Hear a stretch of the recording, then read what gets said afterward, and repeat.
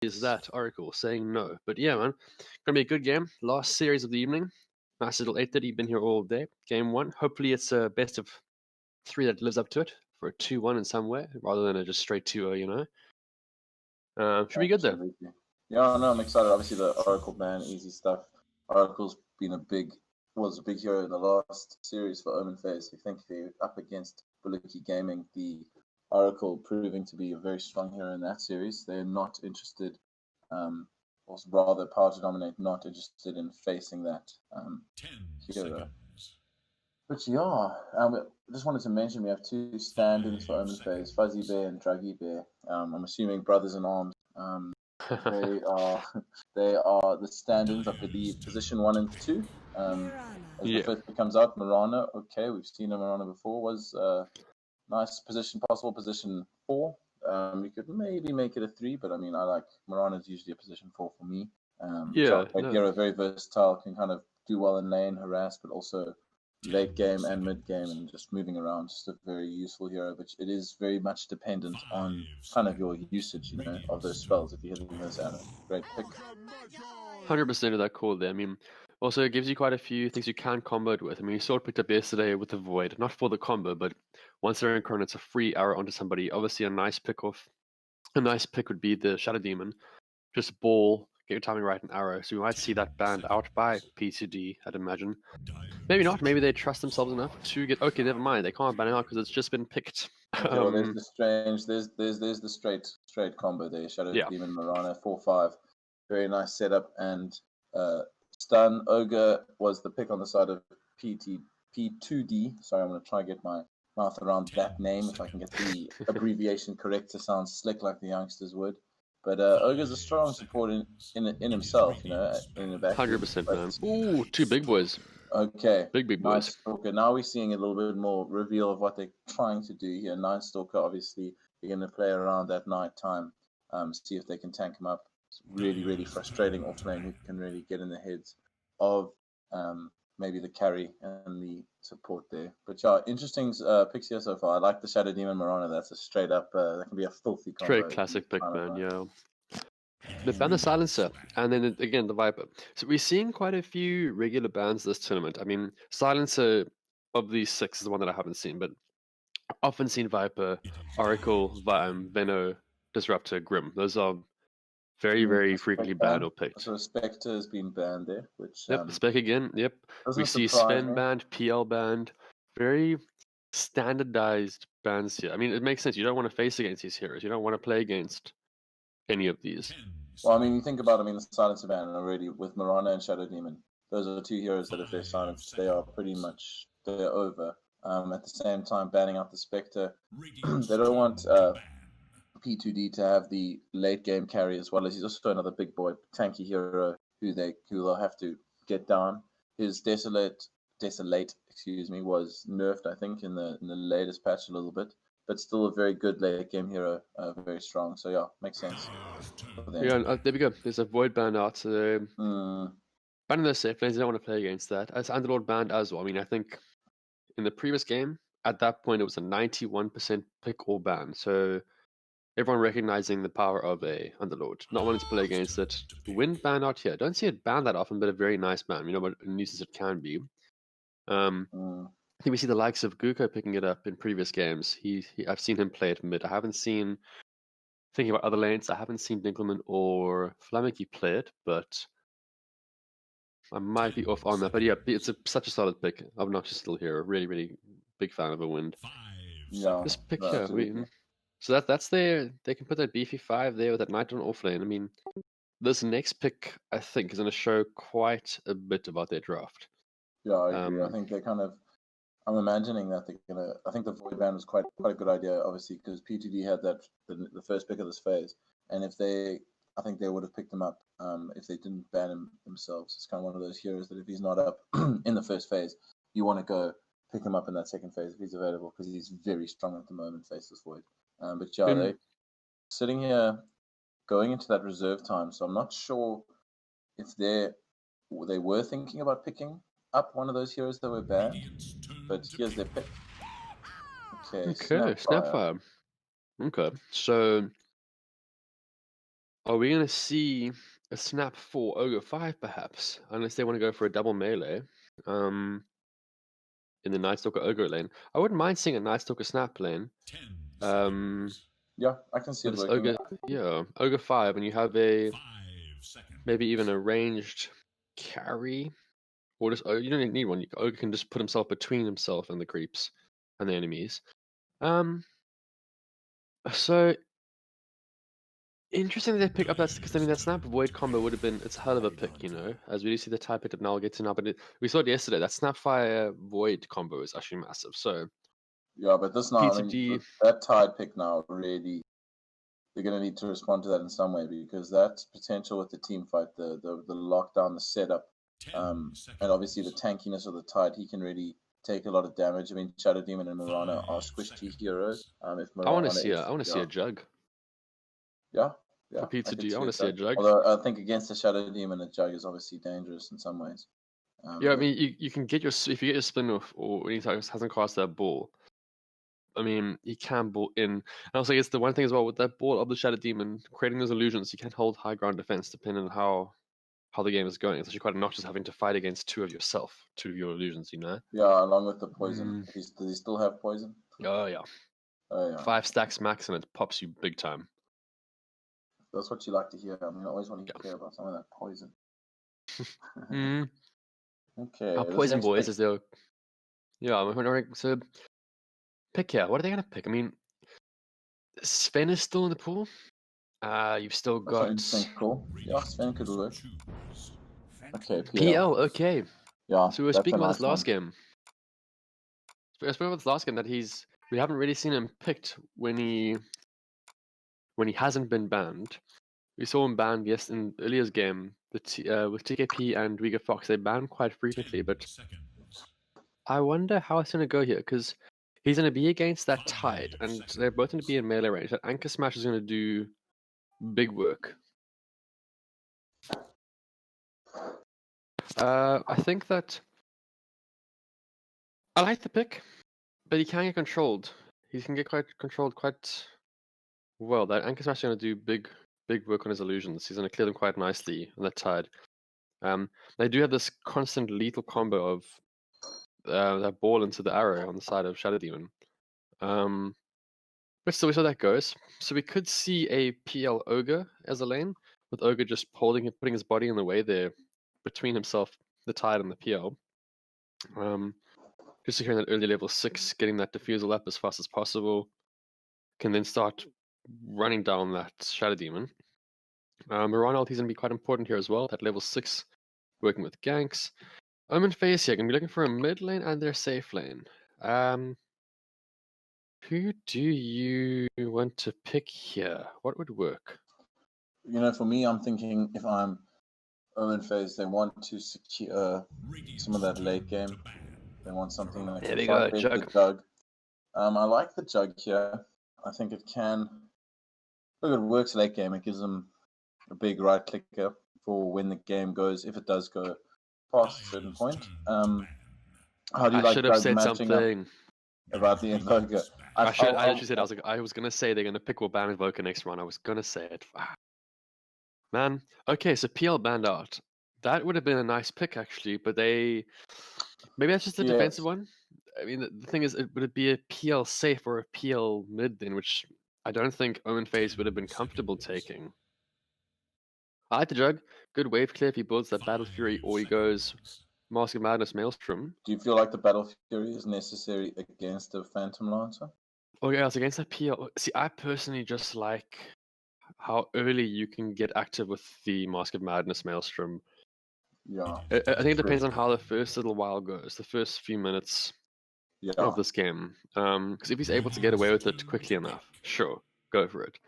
If, however, he needs to wait till past 16 minutes, I don't know if it's actually worth it in this game. Because Void will have his defusals by then, and then he's going to start rotating, and his kill potential skyrockets. Absolutely. It'll be an interesting thing to watch in the game, how the jug builds, if he's going to worry a lot about the Phantom Lancer, or if he's just going to build what he's comfortable with, Last pick coming up here. Okay, we got 40 seconds. Okay, they're looking for a mid laner. A mid laner, yeah. So they want a ranged mid laner. Clinks, hello. Was Clinks nice this game? I mean, I don't think Clinks is ever bad, but there aren't that many easy targets to pick off here. But Clinks hasn't been picked or banned. That's something I'm quite surprised by, actually. How do you feel about, See, I'm just thinking,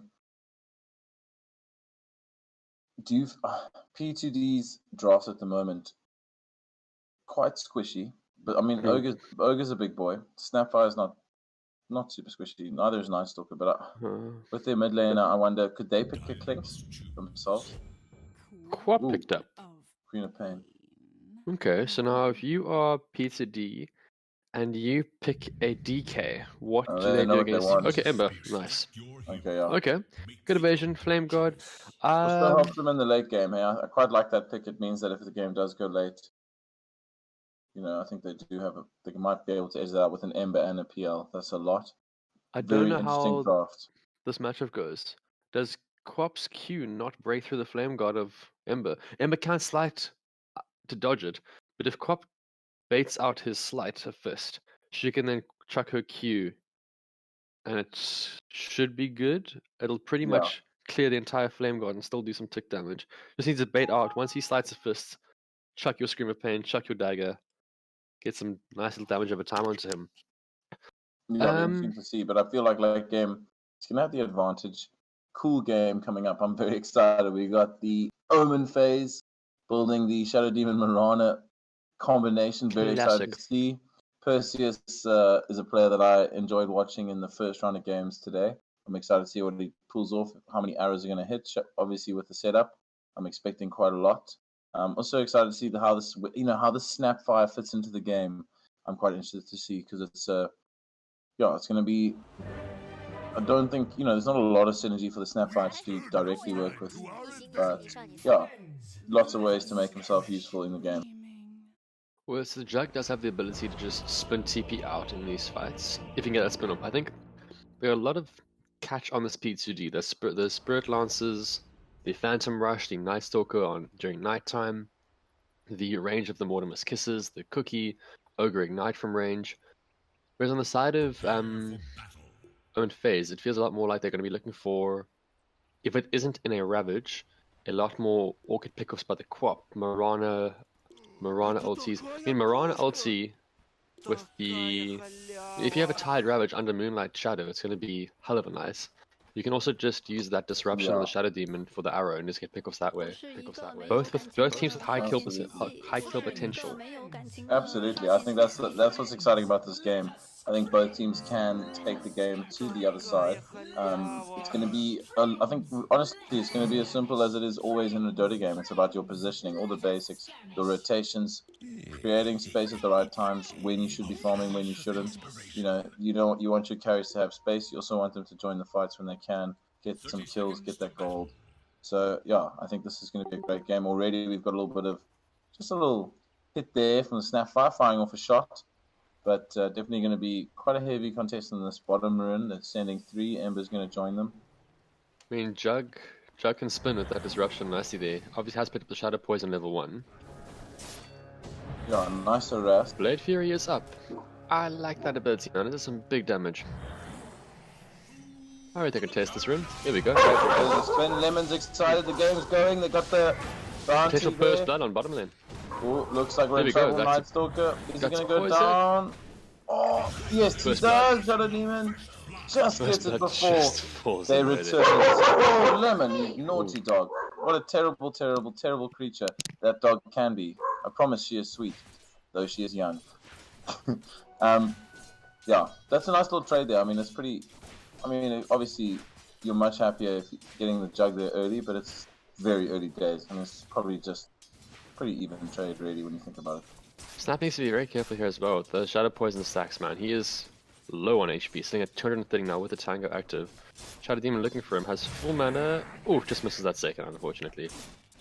Top lane, tied Mirana. I mean, I think there should be a point where once this Mirana gives us tied in early level 3, just staying out of XP range, I think you'll be able to, with 1 or 2 levels in that Tracking Shell, or 2 in the Anchor Smash, depending on where he goes, you can start to look to solo, actually. against this double melee range. I mean, I would think that's the idea, you know, get the Tide set up maybe just because the Tide can obviously do quite well against an Ogre, which is usually quite an irritating hero. And then Mirana can roam and go make herself useful around the map, hopefully go get a pick off, maybe even bottom. Arrow hit on PL, PL's stunned for a little bit. I think he's probably going to be fine here under the tower. Yeah. Ignite comes in, does some nice damage there, but there's the first arrow, 1 for 1. Very easy. nice percentage. They're harassing this Jug bottom, but I think he's just going to trade. He knows the value of his right clicks there. Okay, Jug is opting for the Battle Fury. Well, Jug has got a spin, but he is quite low. Got to solve that. He's got to solve, yeah. We've got to... Slick picked up on that Ember mid. He's aware of like what Quap's damage condition is. She needs to chuck spells on him to get any sort of actual damage on him. Absolutely. Just easily popped. So, I'm curious to see whether we're going to see... Okay, 2 in the Shadow Strike. 2 in the Shadow Strike, is she going to leave it at 2 value or go into Scream of Pains now, or just keep it at that? I would like to see Mirana actually start to just leave this Tide, like get out of his extra range and Tide. Let him get a 3. Let him get his level 3 up before the PL. Yeah, I agree with you. I think Mirana needs to...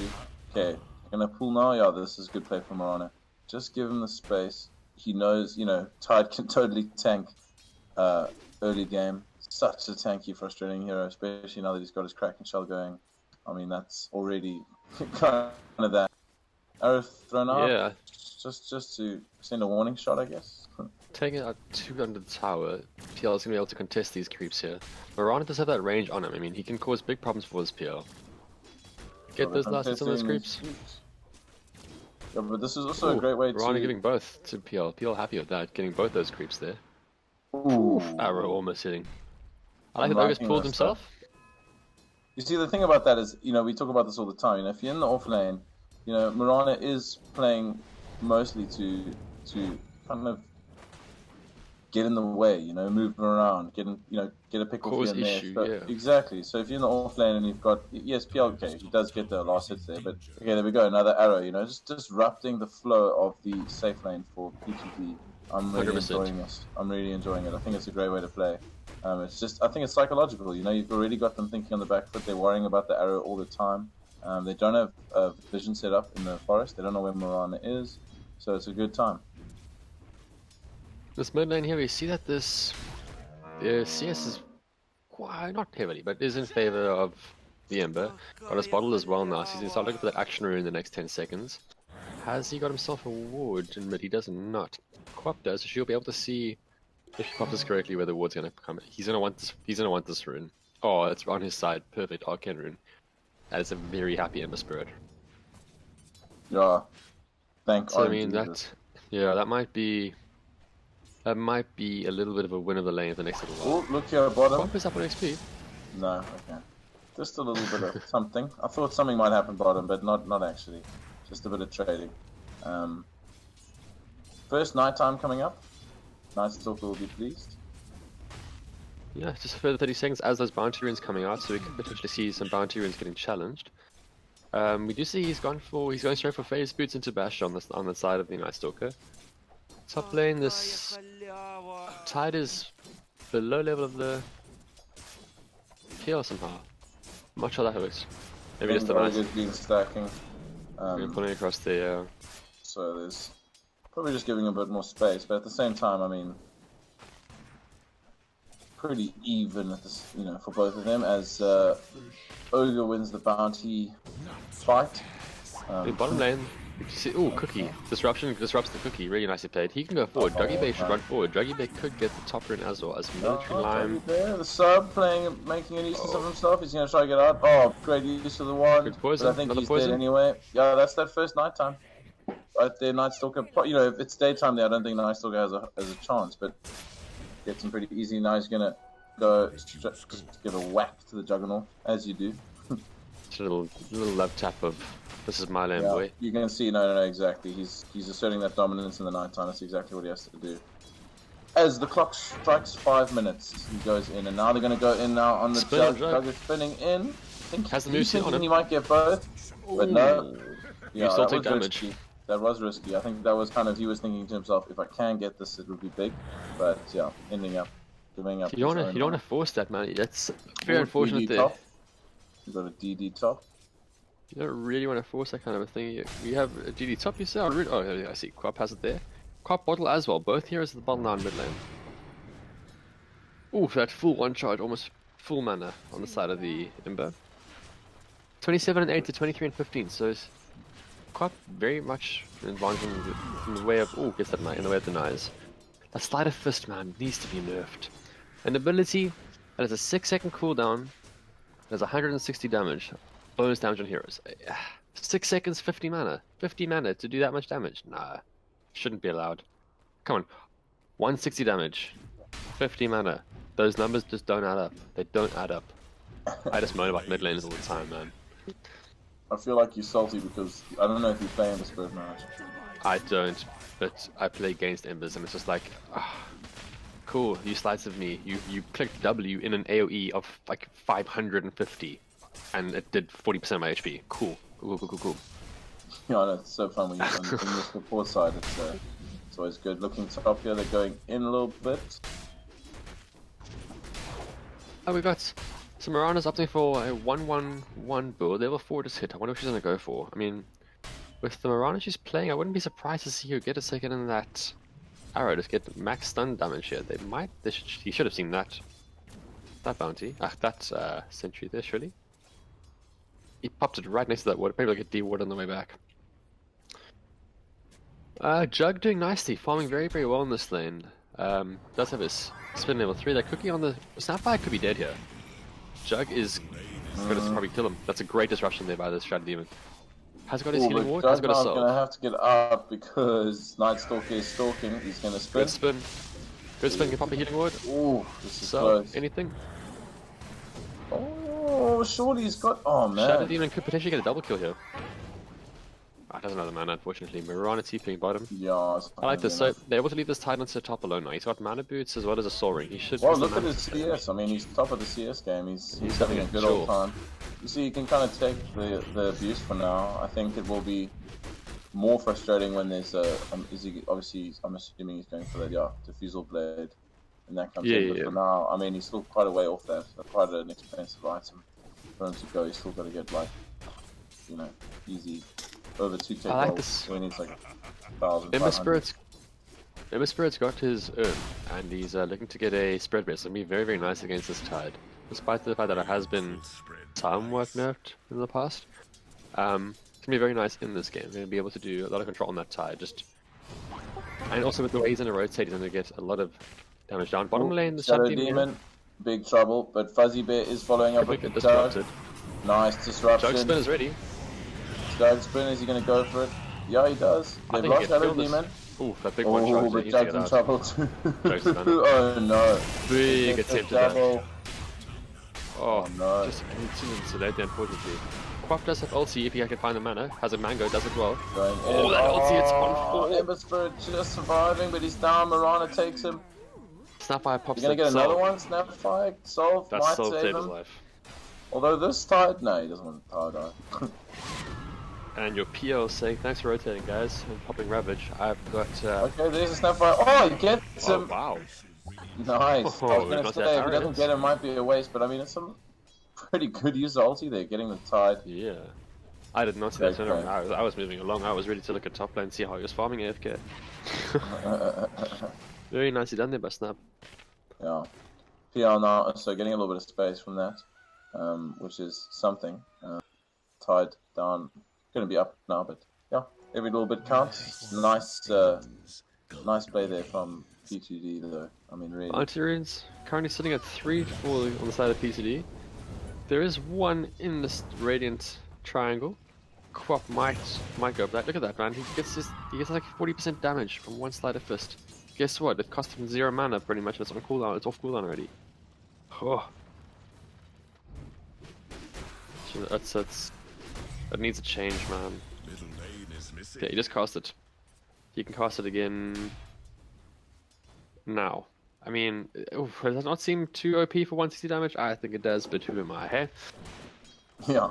No, look, you say that, and I'm just thinking about the poor Shadow Demon Mirana. I mean, late game, when you get some crit, and he's Sleight of Fisting, if he's alive long enough in a fight, they're gonna win the fight. I mean, that's just how it goes. So it's something to worry about if the game does go late.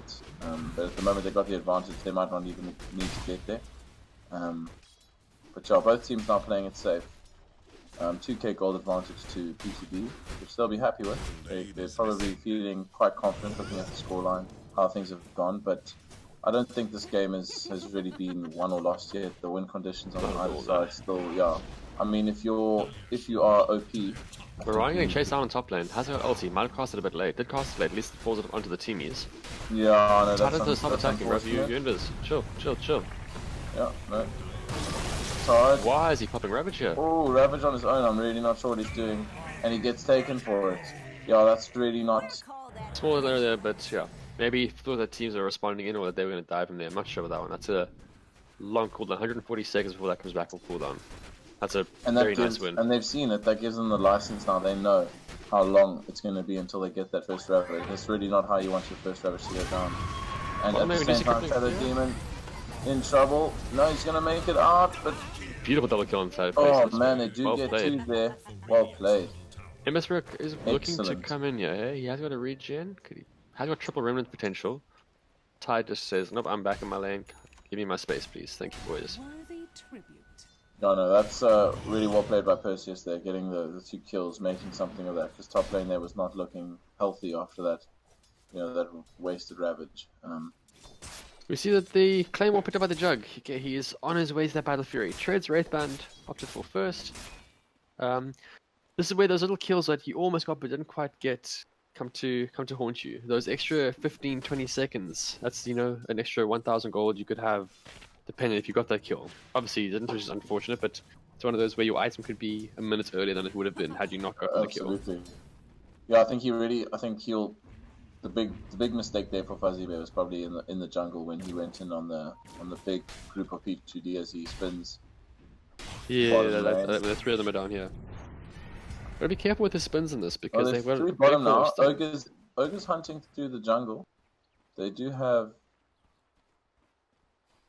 This PL's uncontested right now. Tide opting not to challenge him, just decides to trade and farm. Says no worries.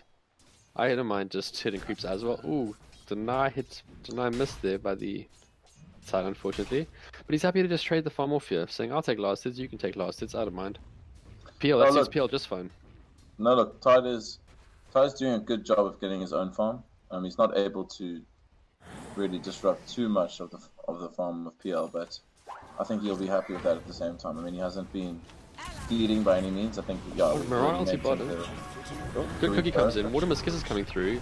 They're using these quite aggressively. He gets him! He's just sitting at it. That's another one. And look at that. He's hitting them perfectly on point. Those guys are invisible. Really nicely played. Hitting them predicted where the Jug was going to be as well. I mean, I was talking about arrows earlier, and I should have been talking about Mortimer's Kisses. That's a huge, 2 big ones. I mean, the second one with the invis, that is just pretty tilting. I mean, that's going to make you thinking you got Big Brother watching you. Excellent stuff from the Snapfire Santa. Warlocks.net.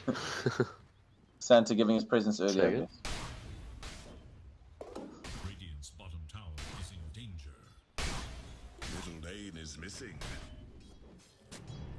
Alright, Juggy's trying to farm this Battle Fury still.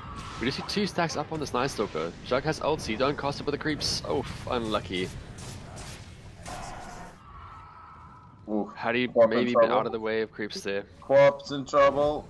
Oh, just gets out that Slider Fist. That was seconds. Yeah, that was very close, eh? That would have made. That's one of those where I'm blinking away. I'm blinking away just to escape. Oh wow, there was Slider Fist. Tide has got his Ravage up. He's hunting, but he needs people with him. He needs something to. He needs the Jug ult, which is obviously down. This is rough. We're gonna see a 15-minute, sub 16-minute battle.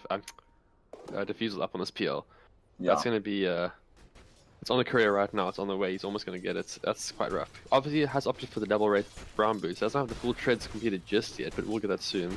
Yeah, I think the diffusal is such a value item for him because he gets the stats, he gets the obviously that mana, that beautiful mana burn, man. Oh, so gross. Mid lane, we just look, mid lane, big Ravage, he gets all of them. There's a Quap follow up, it's nice, but they need more. They do catch the Ogre, now they're on the run. Tide Hunter could be in trouble. He's silenced, but he has got the. That's popped the hood. Great stuff. Mortimer's Kiss is coming in, but it's a little bit shorter range. Gets melted by this. Oh, he pops the salve. He's looking big already. Ember's in trouble. Maybe. No. Gonna be fine. Tide Hunter though. Look at that beast. He's almost back to full health, and he's going straight in. Gets rid of the illusions. Great. Well, he's really fantastic against those illusions with his anchor smash. Just really nice little counter there actually in the draft. Yeah, that Ember Spirit just dove down and double remitted onto that Quap after having a Searing Chains side of fist. Just really destroyed her, having her flame got up. I think he did use both urn charges on her. She did fall down to that. Still looking to get her Orchid. But that is a rough one. If she's caught by the Searing Chains and isn't able to blink away before they cast, it's problematic for her trying to get out. She can get bashed down pretty hard. Snap's doing really nicely to use these Mortimers, man. These kisses are going almost as they come off cooldown. I swear he's pinging it 10 seconds before saying, I don't care where we are, I'm using these in the next 10 seconds. Hopefully we are in range of a hero. He's timing them perfectly, doing it really well. There can be value to that in some ways. You know, sometimes you're sitting with an ulti, you're holding onto it for too long, and you could have actually gotten 2 off in that time if you were just being a bit more proactive. So I like that he's done that. He's already gotten 2 pretty. I mean, he really went for 2. I wouldn't say a higher percentage in terms of success rate kills. I mean, he really got 2 great kills out of nothing. And I think he's got the confidence from that, and he's thinking, you know what, I'm going to throw this out. I know this does high damage. Why not? 100%. Okay, got himself a nice little trusty shovel as well on him. Okay, Snapfire TP's in. Mirana's arrows on cooldown. I think he must have that. Snapfire's got his ulti. He's there. He's definitely. He's ready. He's ready. Thinking about it. The arrow comes out. It's missed. Ravage is up in 23. So yeah, Tide's just gonna sit there now having a good time. Scatterblast, Cookie Scatterblast, what a combo. Classic. Ignite comes over, unfortunately the one. Gonna have his arrow again. We got Ravage up in 10. They're probably gonna look to combo this. We did Mirana ulti. I wonder if they might be backing here to Mirana ulti into a fight here. It is up. Let's see if they are choosing to. Quap is showing a lens. They might be waiting for Quap to head back a bit. There we go. Quap is moving out of creep range. Quap is moving out of creep. Okay, she's just gonna clear this maybe. Okay, so it's as if you're on their team. Jug is now. If Jug moves back here, I'm pretty sure they're gonna use it. Okay, Jug is out of creep range. Quap is out of creep range. If you're gonna use it now. There we go. Okay. So now what's the plan? They're not really moving together. Mirana is but arrow coming in. An arrow. Oh, not gonna do much. I want to see that combo of the Shadow Demon Mirana used here. Yeah, it hasn't been used yet. You see, I feel like in that situation, if you are taking the time to get out of range, don't, tell the Quap stay in mid, send yourself a smoke up the top lane. Why not? Sure. It's a cheap item, it's minute 19. You pop a smoke, take them out, and then you can always use the Mirana ult to escape. I feel like that's often underused. Sometimes it's just a bit easier to just Mirana ult into a fight, but at the same time, it's like the perfect escape because you can't smoke out of a fight. You can smoke into a fight. And that, my friends, is a little bit of Jarman's wisdom. There we go. And you can smoke you can still smoke during a fight. You can, just pops instantly. But you can. We got a Jug does have his Battle Fury, and he's heading towards that Maelstrom. I think it's fine in this game. I wouldn't usually see double sort of farming items because Maelstrom does help you farm faster, as does the Battle Fury clearly. But again, it's with a game with a PL. It's all for that PL. Yeah, look, that's gonna be those together is basically gonna be quite a hard counter there in the fight. Yeah. What do you go after that? Do you look for? Oh, as we do see here, I do hear Searing Chains come onto the Shadow Demon. I mean, I would think a BKB is kind of necessary. I mean, for the Jug. There's a lot to worry about, in my opinion. You want to just be able to fight. You don't want to have to worry about all the kisses and the ignites, etc.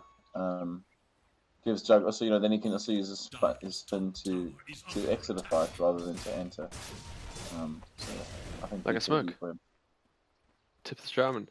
I actually don't see BKB's built in him really, but now that you've mentioned it, I'm not actually opposed to it. I mean, they got such control with PL's diff damage. You're gonna have Snapfire cookies and Snapfire ultis. You're gonna have as bottom Ravage, double Ravage, arrow, straight onto that Snapfire. Quap ulti, blink in for the Scream. Oh, big kill there on Snapfire, and nice. Oh, he's not getting ulti, and he's dead. not useful at all. Beautiful blink screen by the Quap there.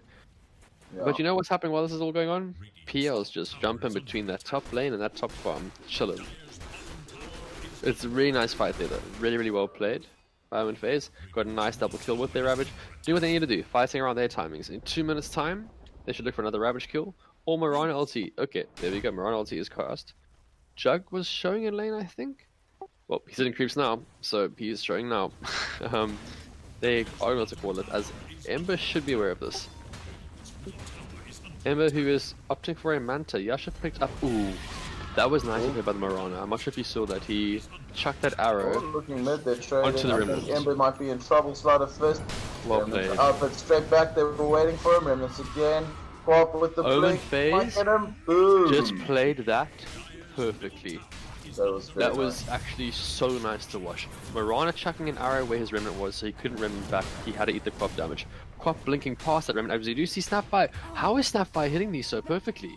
Man, oh man. Snapfire is literally predicting where he's blinking to.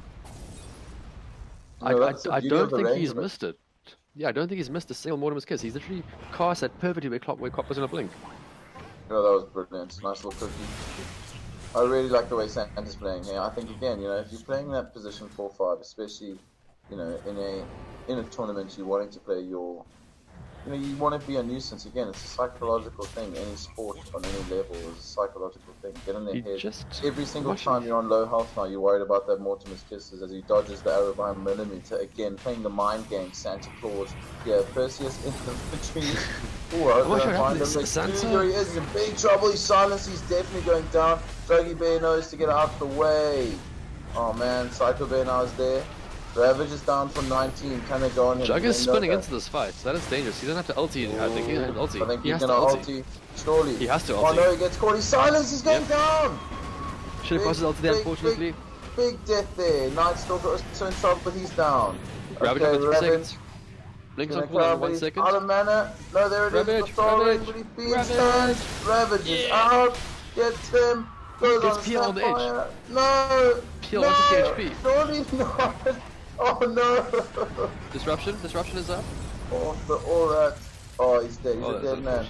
Oh, he's a dead man. Perseus can hit the arrow. Unfortunate. Crystal leap forward, hit the arrow. Opposite just go for the straight arrow. Ooh. Santa. Man. I mean, can you believe it? Another great fight for P2D Power2Dominate. Really great stuff. I'm really loving the Snapfire game here. So I need to watch the next Snapfire ulti, man. This guy's hitting these Mortimer's Kisses in ways I've never seen a Snapfire hit these ultis. Well, he's got this Rod of Atos now, which is basically him saying, you know, Tricky Spirit, I mean, you're locking down Quap with that, man. It's fantastic. Yeah, and on top of that, it's perfect no for leap. ulti, which I think seems to be at the forefront of his mind. You do see smoke underneath the ward. It is underneath the wards. They do know it's coming. Mirana's gonna just stand high ground and pop it. Nicely done by Mirana. Really nicely done. Pretty well played in the ulti. He ultis in and out. Oh, Snapfire dust. They've seen him, and he's gonna die for it. Oh man. But that's fine. Didn't have to right click there. You didn't need to right click, but you know what? You're the PHAZ5. You've just tanked a 5-man smoke gank. You're actually. It wasn't the best scenario, but it was pretty good. If he had just not right clicked there, he would have been okay. But still, you've tanked a 5-man smoke gank for you, no problem. I mean, look at where you're sitting on the net worth. You're bottom on net worth, and they just expended all that. There wasn't much time, but that much time trying to look for a kill on your Jug or your Quap. You know, they were looking for you. Yeah, absolutely. Look, I think there was. It's obviously frustrating when you think you could have got away, but I agree with you. It's not really the end of the world. And at the same time, like you say, he pops the smoke, got them out the way. They take bottom tower. Moving along bottom now, they want to push here. P2D. They don't want to sit around. They're feeling that they have the advantage, which I think. So far, they have really had a better team fight, but I haven't really seen a big combo yet with the Ravage and Jug ulti. I think that's what we need to see. That would be a nice one too, 21.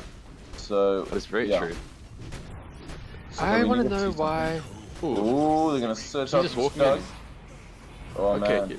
Oh, that arrow has just stopped him doing one of his kisses. That's very unlucky for Mortimer's Kisses there. That could have been big damage, and they've that Mirana arrow probably quite a bit. So we do see the Manta queued up by the Ember. He is... Oh, as we do see Jug spinning bottom lane. So Big Ravage, big big Ravage Ravage. now. There are creeps What's that around, talking about? but I think Nice Jug has Stroke is ulti. down. Jug has They ulti. can look for ulti surely. Ember Stop Spirit it. in trouble. They've lost Oh, 2. Are they going no. to lose more? Glimmer Cape has saved Ogre from an entire Jug ulti. Oh. That is all you want from Real. That is horribly unfortunate there on the side of OM3N. They seem to have had everything perfect there. Do get the It's still Ember a big though. fight, yeah? That's a But big yeah, this fight. Ember's got a Manta queued up. Another, call that what? 900 gold to go? What? Yeah, 900 to go or so? 900 to go? That's what I'm trying to say there. Until he has this Manta. I mean, you're going to be able to disrupt the Quap, can potentially dodge arrows if he times it perfectly enough, can dodge quite a few things. Haven't seen many Embers pick up the Manta. I'm very curious to see how it's going to play out. Nice little Yasha boost with the attack speed, move speed, and just general agi. I'm curious. I like seeing not normal things. You know, this whole series we've seen Alex pick up I wonder if they Suggestive think about doing pickups. something mid. Quite interesting that Mirana ult's not really sure what the thinking is there. Throws out the arrow, nothing. Yeah, he's kind of just throwing that out there. I'm not sure if I missed something mid. I heard drums popped on the PL. He did pop the drums. I'm not sure. Maybe it was just like misclick there. That can happen. Maybe that they were initiating there. Again, I want to see a disruption Marana arrow ulti combo, please. Not ulti. Abyssal Blaze, and we finish up on this Night Stalker in 1-5. Arrow hits the PL. That's the real PL. That's a big really arrow nice mid. arrow. I'm not sure they can do anything with it. As we use the Orchid on the Night Stalker. Yeah, unfortunately, that could have been. That was a really nice arrow, but yeah, not really looking for the big team fight just yet. Ravage still on cooldown. Diffusal Manta up on the PL. Yeah, they have to fight around their ultis. If they don't have Ravage and Jug ulti, they're not going to be fighting. If they do, they will be. It's pretty much that simple for them. Quap building the Ags now, which will be nice, giving them a lower cooldown, which will help in that way. Halberd being queued up on the side of the Snapfire. No, you've seen the I like that item for him. That's gonna be very, very nice. Can negate that Jug's just general right click damage. They have scanned this Ember. They do know he's here. He's put up this ultimate orb, but they smoked. It is not under reward this time. So let's see how they're gonna play this one. They might be able to get a surprise, or Santa. He's got his ulti. Sure you want to pick They're gonna see someone. Tide has Ravage. Big Ravage on the 3. Quap is to the silence, unfortunately. Quap has to react back. Can get his ulti off now. No, Snapfire, Mortimer's kisses. Big damage. This round. Jug ulti in the back line just pops Snapfire. Jug gets Snapfire, Shadow Jug getting chased. But now Jug is going to probably trade with his life. He's dead. It's not a great trade. Arrow. That was beautiful, that Perseus. What a prediction. He's going to go down. Tip him. That was such. Perseus's arrows have been so on point with his prediction plays. He's not casting them where they're going to be, perfectly. He's casting them. I like this. Mirana off. They're looking for more. They want to get one more. In the backline, maybe. Arrow hits again. Starstorm coming. Quap is in the mix. Has another ulti. Has his ulti ready. Oh, he needs the position of the dead there. Getting caught in that AoE. Well. Got the lead. Ooh, I think Mirana might go down here. Yeah, Mirana's dead. Unfortunately, couldn't quite get the surprise factor. Night Stalker PL too strong. And now Tide Hunter is going to be swarmed. Look at that. Oh man, that's not fun. That is big damage. Hey, this is a tide. This is a tide with Kraken, man. This is with the Kraken Shell passive. He does get disrupted, so hopefully you're going to save him. Nicely done. So I guess the disrupt is going to be a permanent save if anybody has a blink, because that's 2.75 seconds. Your blink's a 3-second cooldown after taking damage. So it's pretty much anyone who has a blink dagger, you're going to be safe if you get disrupted. Right now it's only Tide, but we'll see what happens. We do see Jug opting. He's got Mjolnir after the Battle Fury. We do see that he's got a Yasha queued up for that S and Y. Interesting stuff here. Heart picked up, or heart not picked up. That would be quite nice timing. The heart being queued up rather by the PL. And how are we looking the other item wise? Broomstick still on the Juggernaut. Mr. Yug. Vambrace, Blink, Pipe up on Mr. Tide. Fish number 2. Greaves almost completed on the Mirana, opting for a quickening charm as well. Just bring that ulti down even more. At level 25 potential minus 60-second cooldown on the Moonlight Shadow.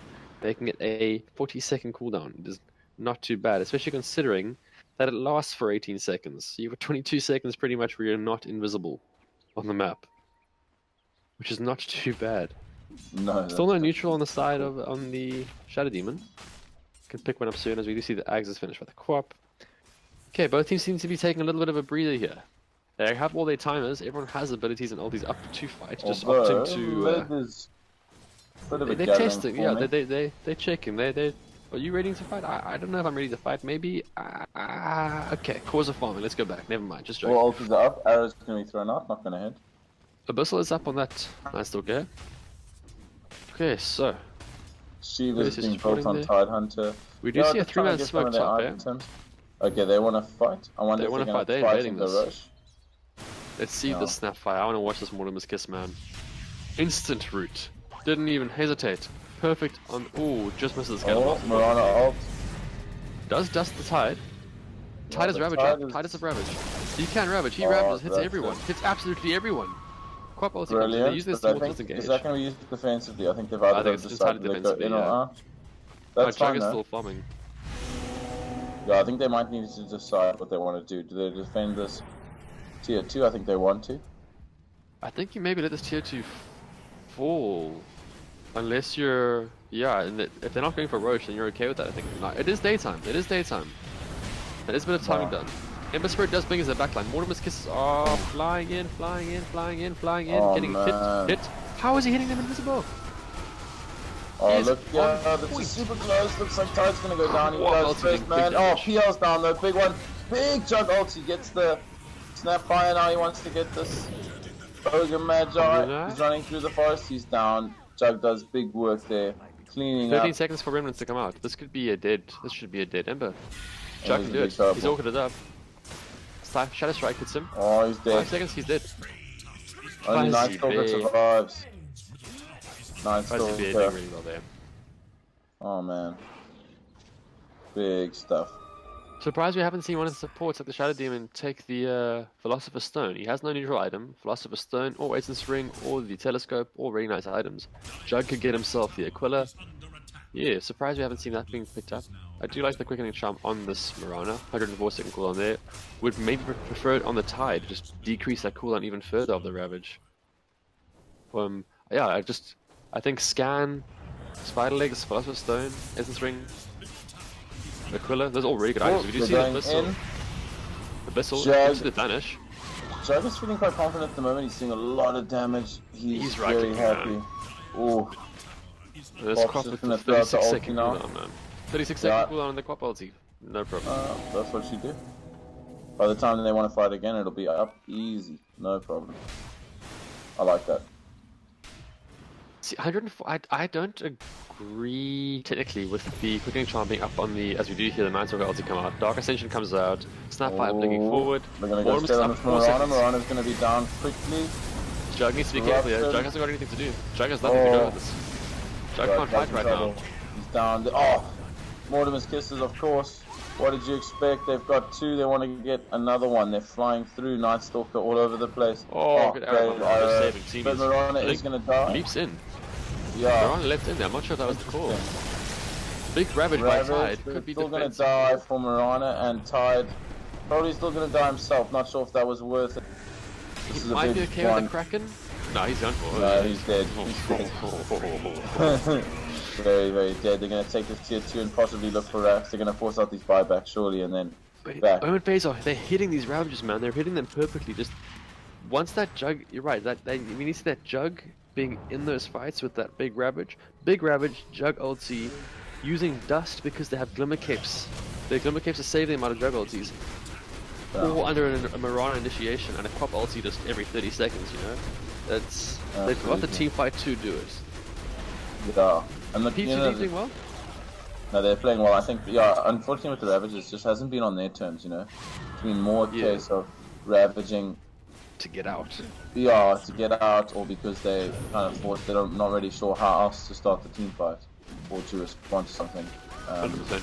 I think they're suffering maybe from having, like, you know, yes, they have the arrow and they have the disruption, but they haven't got any other lockdown, any sure lockdown that just keeps, you know, straight up stun. Something that, you know, I think maybe after this BKB we might need to see a bash on Jug. Yeah, I just feel like they're struggling to keep people where they need them. A just picked up there now by the PL. That's very, very big. He's a big boy. He's gonna get his heart soon, so that's a very big boy. I think he has the recipe and the ring of Taras on his courier, so he's gonna meet him at the secret shop. Courier as that secret shop with his he just bought the vitality booster. So with vitality booster, he's just gonna take a nice little boost straight across. Courier's running for him to deliver his heart. He's sitting at a max of 2480 HP. That heart's gonna do some solid work for him. Well, he's going to be seriously difficult to kill at this point. 7k gold advantage here to keep 3k HP. Oof. So passive 67, casual 67 regen a second. Also queuing up the butterfly here. No MKB in sight for the side of the Radiant side. Yeah. OM3N is not really expecting it.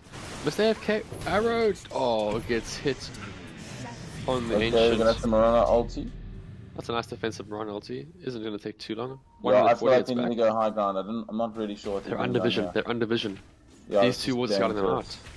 Well played here by P2D, doing really well not to give it away here.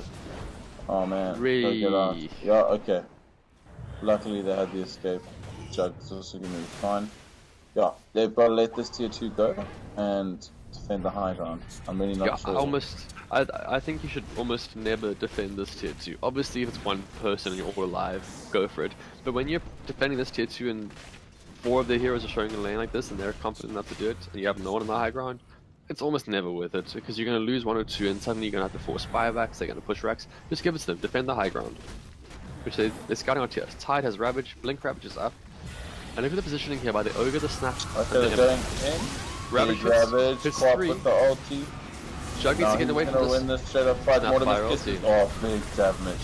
Big damage. I mean, that is just perfect. Oh man, Jug, are you kidding me? Oh, Jug this Jug did huge damage. Did everything he could, but it wasn't enough. Everyone else is out. PL. Oh my. They're just jumping this backline so much here. Oh, they can't do anything. PL is impossible to stop at this point. He's so big. He doesn't mind. He can just harass. Yep, they're probably going to get this Drax now.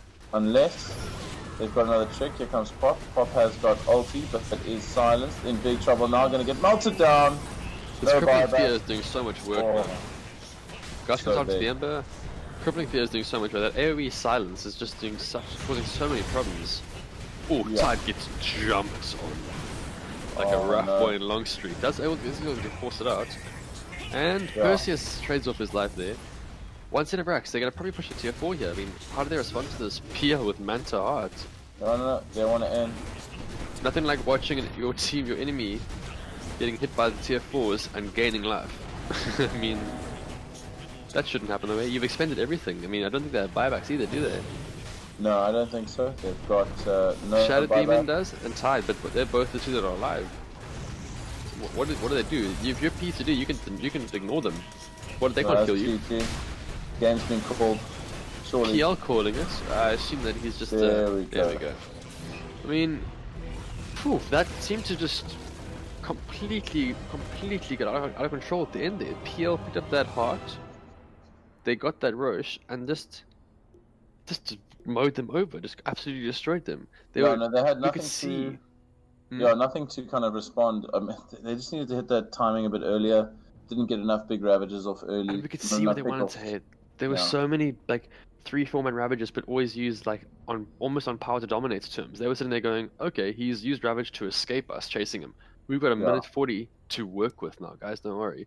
You could see that there were times where they got that ravage off with that Jug ulti, and you could see exactly what they were aiming for, and they just couldn't pull it off. Dust not being there, just being a little bit too late, so they were walking around 100 HP. So very nice play though. I really enjoyed this game. Very nice drafts on both sides. Enjoyed watching the Snapfire. Nice to see a cop with that early Ags. Very good play. Arrows were hitting. Nightstalker's general fear. I think really good play by both these teams. I'm excited to see a game 2. Hopefully it ends up being a 3-game series, because I would like to watch these two teams play again, man. It was really, really good to watch. Yeah, looking forward to game 2. We'll see you there. See you guys in 15 minutes. Goodbye.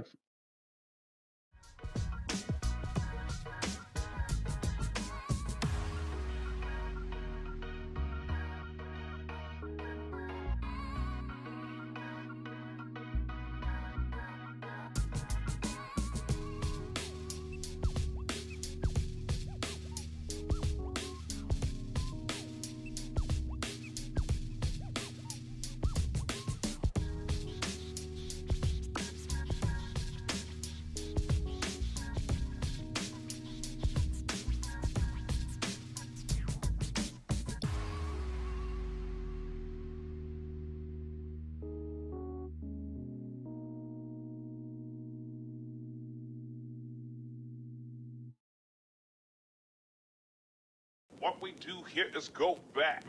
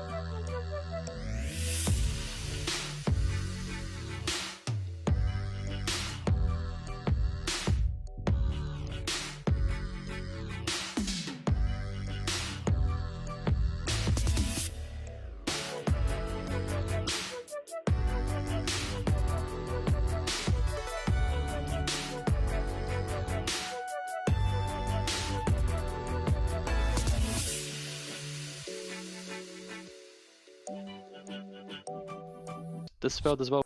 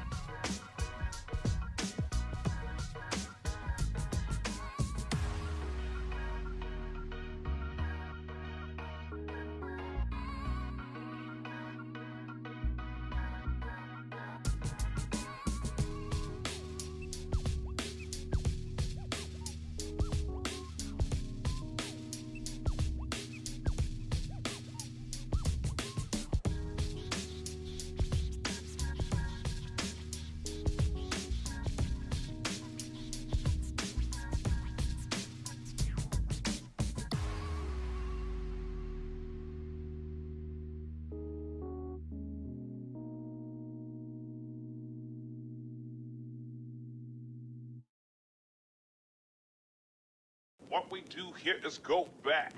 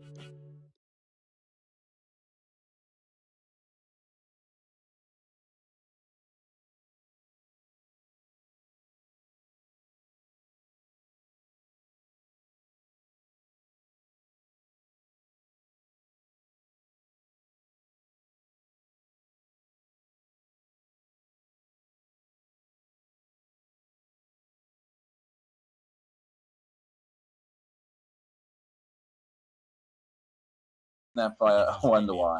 They don't want any more Santa Claus there, was dishing out the presents like it was December the 25th, which is a date at the moment that I don't think any of us have thought about yet, because we're just hoping that any of us actually make it to that time alive. To stop the gang coming out, Oracle, Venno.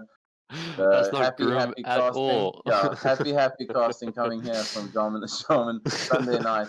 Hope we live everyone's till doing all right. Christmas. I mean, what would you get? What would you get someone for Christmas? You know, what would you get an undead person for Christmas? Is a big question. A stylized mask. Yeah, something and like that. A home ventilator system. There we go. Beautiful. Ugh. Or like a No, quarantine room, you know, a quarantine room that just sprays disinfectant on you as you walk in. Anyway, first bit coming in, we've got don't need the to be Dark disinfected Willow. if you never leave. If you stay at home, bro, you don't have to worry about any germs outside. Do That's the a right good thing. point. Just never leave in game all day.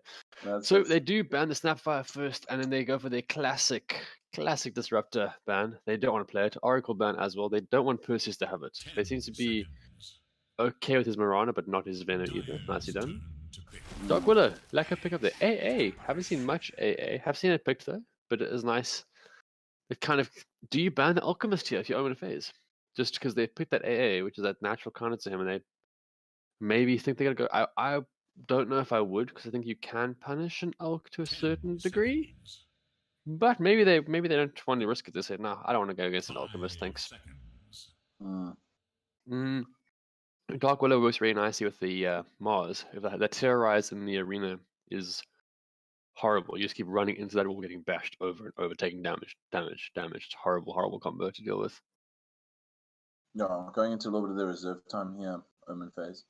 Thinking about where they want to take their draft. I'm not sure. Not too much reveal on either side, obviously, with their first picks. Just trying to get out. You know, usually in the first two picks, no one really, unless really depends. What about we're not Underlord, really seeing. Yeah, he's still there. Okay, Troll. It's the second Troll we've seen today. First was picked up by Uyghur Fox. Did really nice in the lane up matchup. He was against a Void Spare, if I'm not mistaken, and Dinkelman and the Troll did really nicely in that lane. Unfortunately, lost that game. I wonder how we're going to see the Troll fare in this. I wonder if it's going to be a safe lane or a mid. Picked second though. It's quite a brave pick. I was actually about to say, you know, what I was literally about to say was that, you know, in the first game and this game, I didn't cast them at the middle series, but the first matchup and this matchup, you know, not a lot being revealed in the first two picks in the way of carries or mid laners. Usually gives you a bit of leeway. You often want to make sure there's no hard counters to those kind of heroes. Troll coming out early second pick, quite brave, but also maybe just a statement of intent. Like I'm a big believer in, you know, if they have a plan, stick to it. Yeah. What is Troll's late game potential? Just out of interest, does the Ursa get picked up? Okay. Nice. These are two. We haven't seen the Troll banned up, but we have seen that Ursa being banned out. So Power2Dominate finally saying, "Hey, we don't mind. We'll show you our hand as well. We're gonna play an Ursa draft here." Morph taken out. Of course, we're gonna have that. Surprising. That could be their safe lane right there. Now we're going back to the classics. Now. Do you ban the Sven because you see their Ursa hand? You don't worry about it. Do you try ban mid heroes now? Heroes that can support this Ursa nicely. I mean, do you maybe ban the Grimstroke just because of his potential soulbind ultis? PL banned. Interesting, because I'm assuming it's an Ursa safe unless they were worried about a PL laning elsewhere. Yeah, you know, I think that the thing with Ursa is if you can kite the Ursa can become pretty useless. So if I'm Omen phase, I'm thinking of picking up some heroes now that they've got big kite potential. You know, the ability to get away from Ursa to lock him down. Because if you take him out early or get away from him, Ursa, if he's not in your face, you know, can't do a lot. Yeah, that jump forward on his Q yeah. is rough though. But that jump forward on his Q can close the gap now a lot more than it used to. It used to be that Ursa, when that ground, I don't want to get the name wrong, ground stomp, whatever it might be called, it was just they bash the ground. Now that extra leap that's added to it, yeah, it can catch up a bit about here. You if you just keep cutting him backwards and forwards, making him chase here, nope here, nope here, nope here, sort of heroes where you just. So what type of heroes are you thinking with that? Well, that's why you see the Viper ban is really good, because Viper for me would just really give the Ursa a terrible time. We won't see it this game, but I want to see a Naga at some point. I like that hero. That Wind ban, yeah. You see, Wind's a good ban there, I think, because Ursa, you know, a range carry like that could, and with one shackle, Ursa's over. You know, so that's. I like that. No, if he doesn't get that ulti off, he's gonna die to win for sure. With this ulti, he doesn't take like any damage for a few seconds, but nice ban on that. Yeah, again, you know, they want to use that offensively, right? In the last game, OP with their Tide, you know, they couldn't use their Ravage offensively or on their terms. You know, same with Ursa's ult. You know, he wants to be using that when he's picking up the kills in the big fights. He doesn't want to be using it to get out of something. So yeah, I like those bans there, all making sense to me. Obviously, Underlord, don't want to face that guy. Too much potential to move the team around. And yeah, just a really strong hero at the moment. Great offlaner, very strong. I want to see them pick a Centaur. I like Centaur in the offlane. I think it's your second favorite hero, boy. You know, there's nothing quite like a Treant Protector, possibly the greatest hero to have ever graced the Dota screens. Back when Dota was simply a map on Warcraft 3, Ice Frog remembers. You know, this guy was already a beast. Love Treant Protector. He's that carry tree, dude. But Treant is incredibly strong at the moment, all jokes aside. I mean, that Q is just so OP. Big damage, great slow. Tanky hero. Ogre picked up. Also big tanky support. This Treant, I'm assuming the Treant's going to be a support position. 100%. No, he's definitely possible. That Nature's Grasp is something special, man. Having that extra damage proc when it's costing and the trees that he's AA3, sitting in. Yeah. They've got big team fight potential. They can hit it. You know what? I want to see him take the piss. Pick a Zeus. Go full global. Go full global. Just get kills from all over the map. AA blast, tree LTs, and Zeus. Just pop it in afterwards as well. Just why not? Before that troll can pop his ulti, pop him. Yeah, absolutely. Full global. You know, something like what about a Tiki Natures? Come on, you know, let's just take it back to the olden days. Love a little split push. But I mean, looking at what they have so far with Ursa, I mean, I'm not sure. I don't know personally, to be honest. Ursa versus Troll, who's got the advantage in that straight up matchup? I think once Troll gets his ulti off,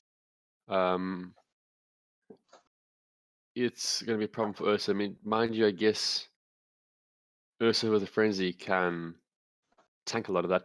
So Voka could have been a pick here, but that Voka would have been picked by one of the players who unfortunately couldn't be here this evening of the two.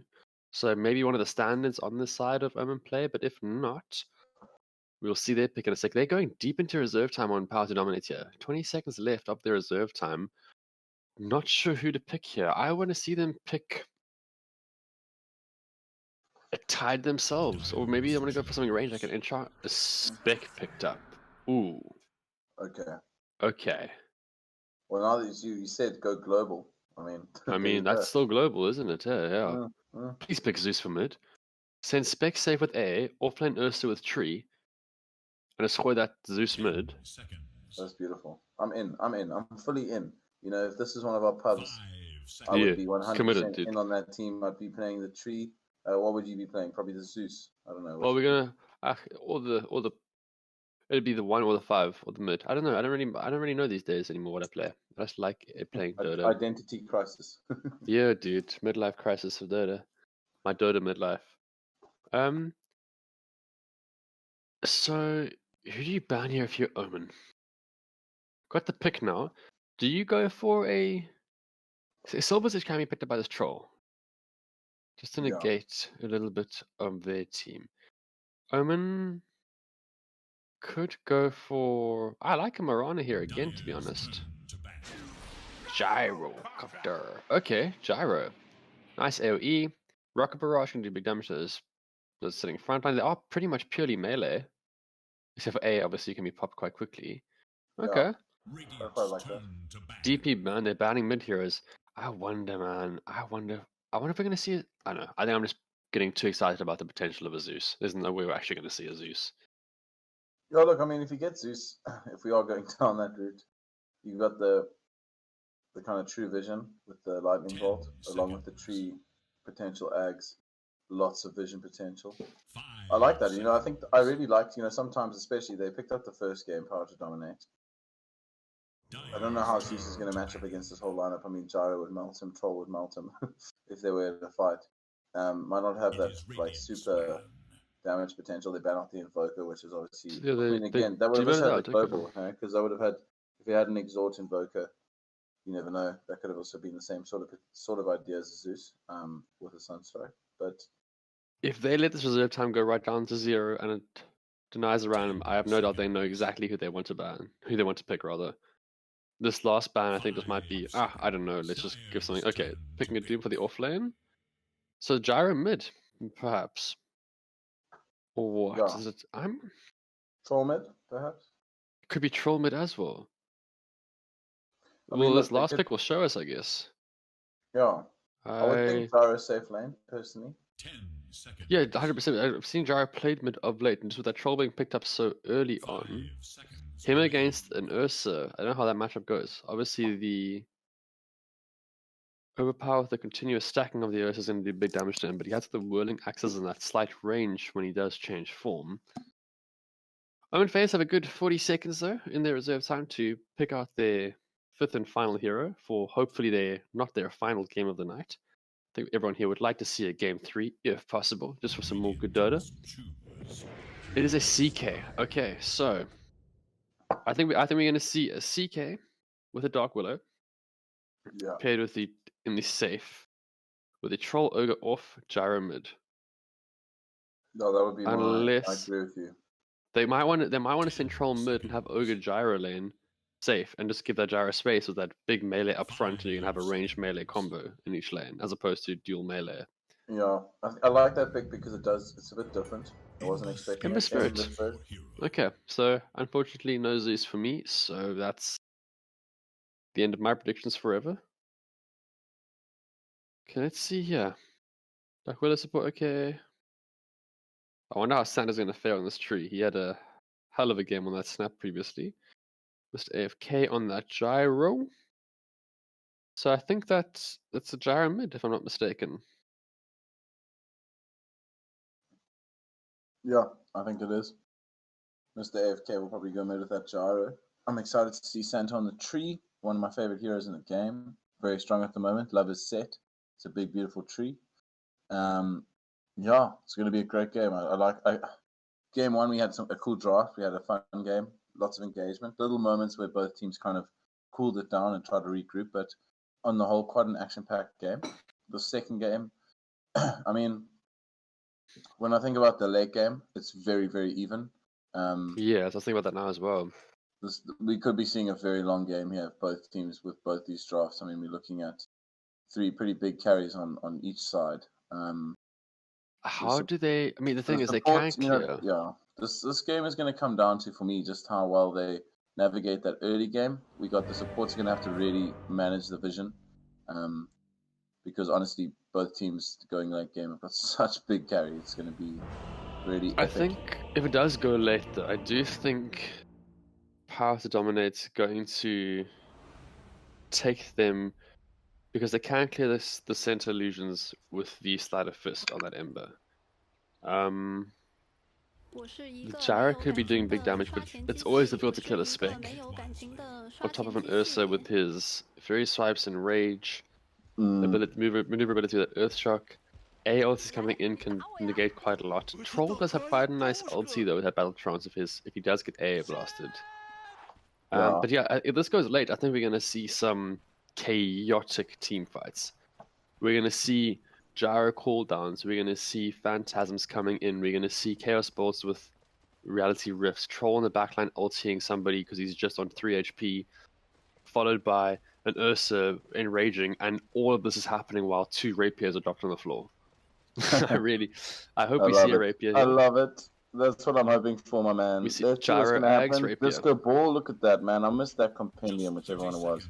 Might be the one that's happening right now. That's the one. How much does it cost?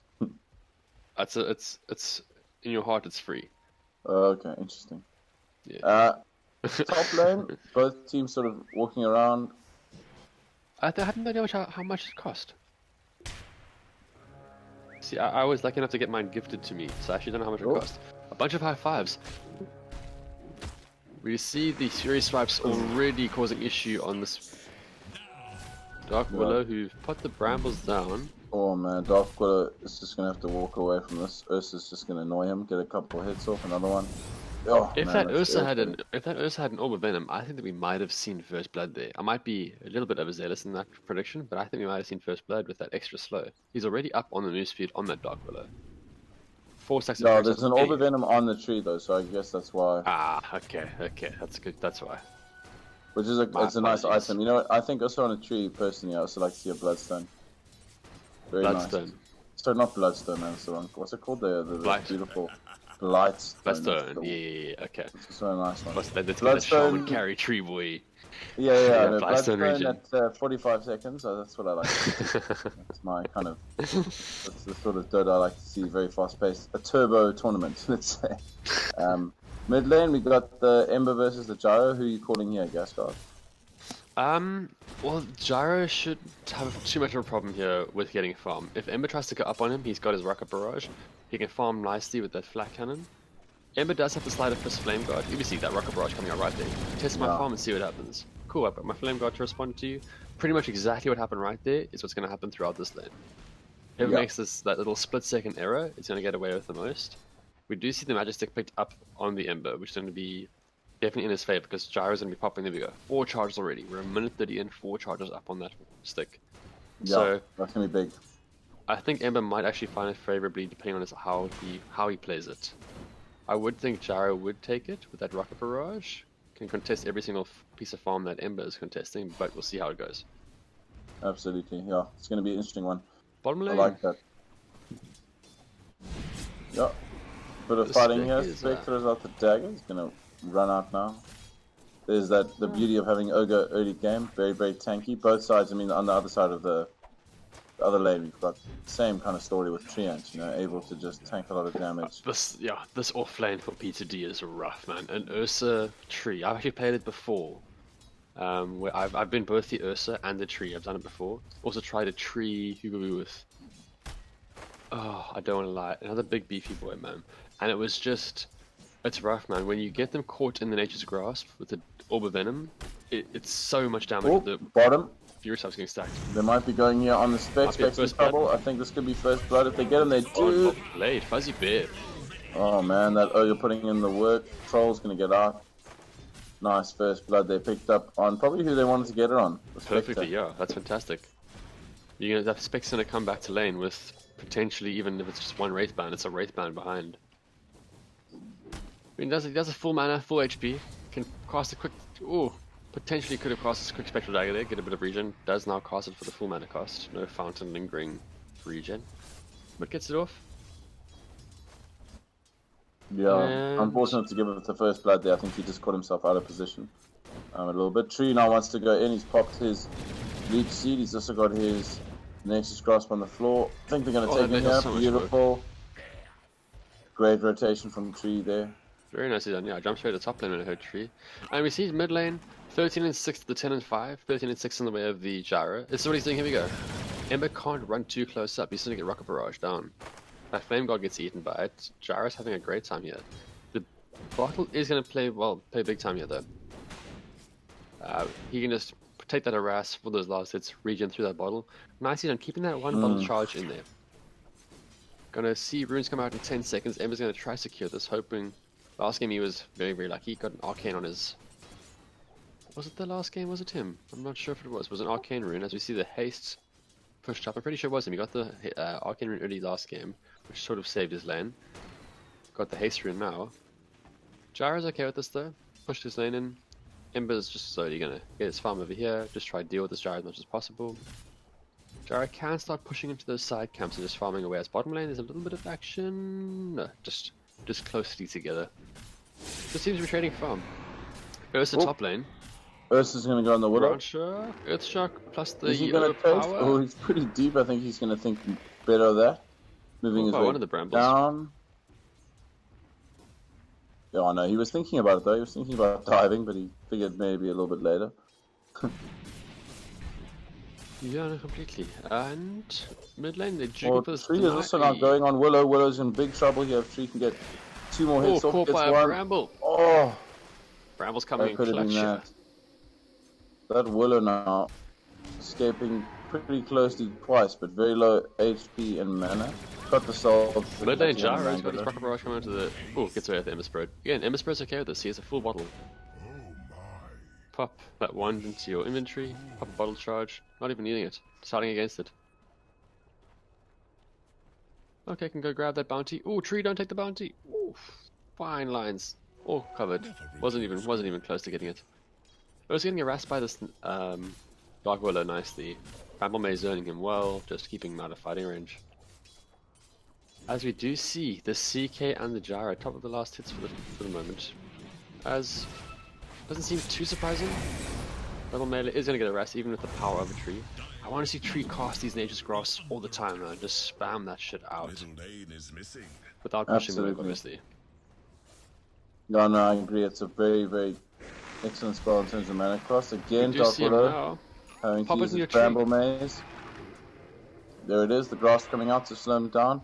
But Willow is going to get out. Had to use his Bramble Maze there. Again, they're managing to control this lane pretty well. Tree's going to just pop a lead sheet quickly on the Chaos Knight. Chaos Bolt almost come out there. Tree just getting out of vision. Yeah, the second it touches the tree, that extra 50% damage on that Nature's Grasp is nice little buff there. Bottom spec, how's he going? He's got items on the courier, double courier coming through. Try and kill some sentries. Plus a windlace and a wand. Back in the spec, that's uncomfy. As in mid lane, we see Gyro come down to the first cooldown. Rocket Barrage is up. Ooh, level 7 versus level 6. The Devil's Remnant out. Does get the shackle on him. He's gonna go in. Oh, Remnant's in. Rocket Barrage is back. It could be first blood. Man. First, gets him. It's not first blood. I have missed the first 2 kills of the game because I was sleeping. We did watch first blood, that's my bad. But great first kill in mid lane. I'll take it. Yeah, that's what it was. Mid lane first blood. I'm gonna save myself for that. Really nicely played. That was really well played, both of them. Bottom lane, we do see this Whirling Axes come out. The spec is looking for it. Oh, chase and A gets it. Yeah. He has actually got a deceptively long attack range. Yeah, 675, man. That is something else. Middle lane is missing.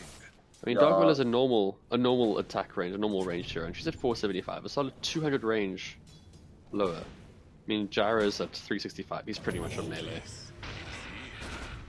Black Cannon just chasing away. Big kill mid there. Hey, Gyro managing just to get that.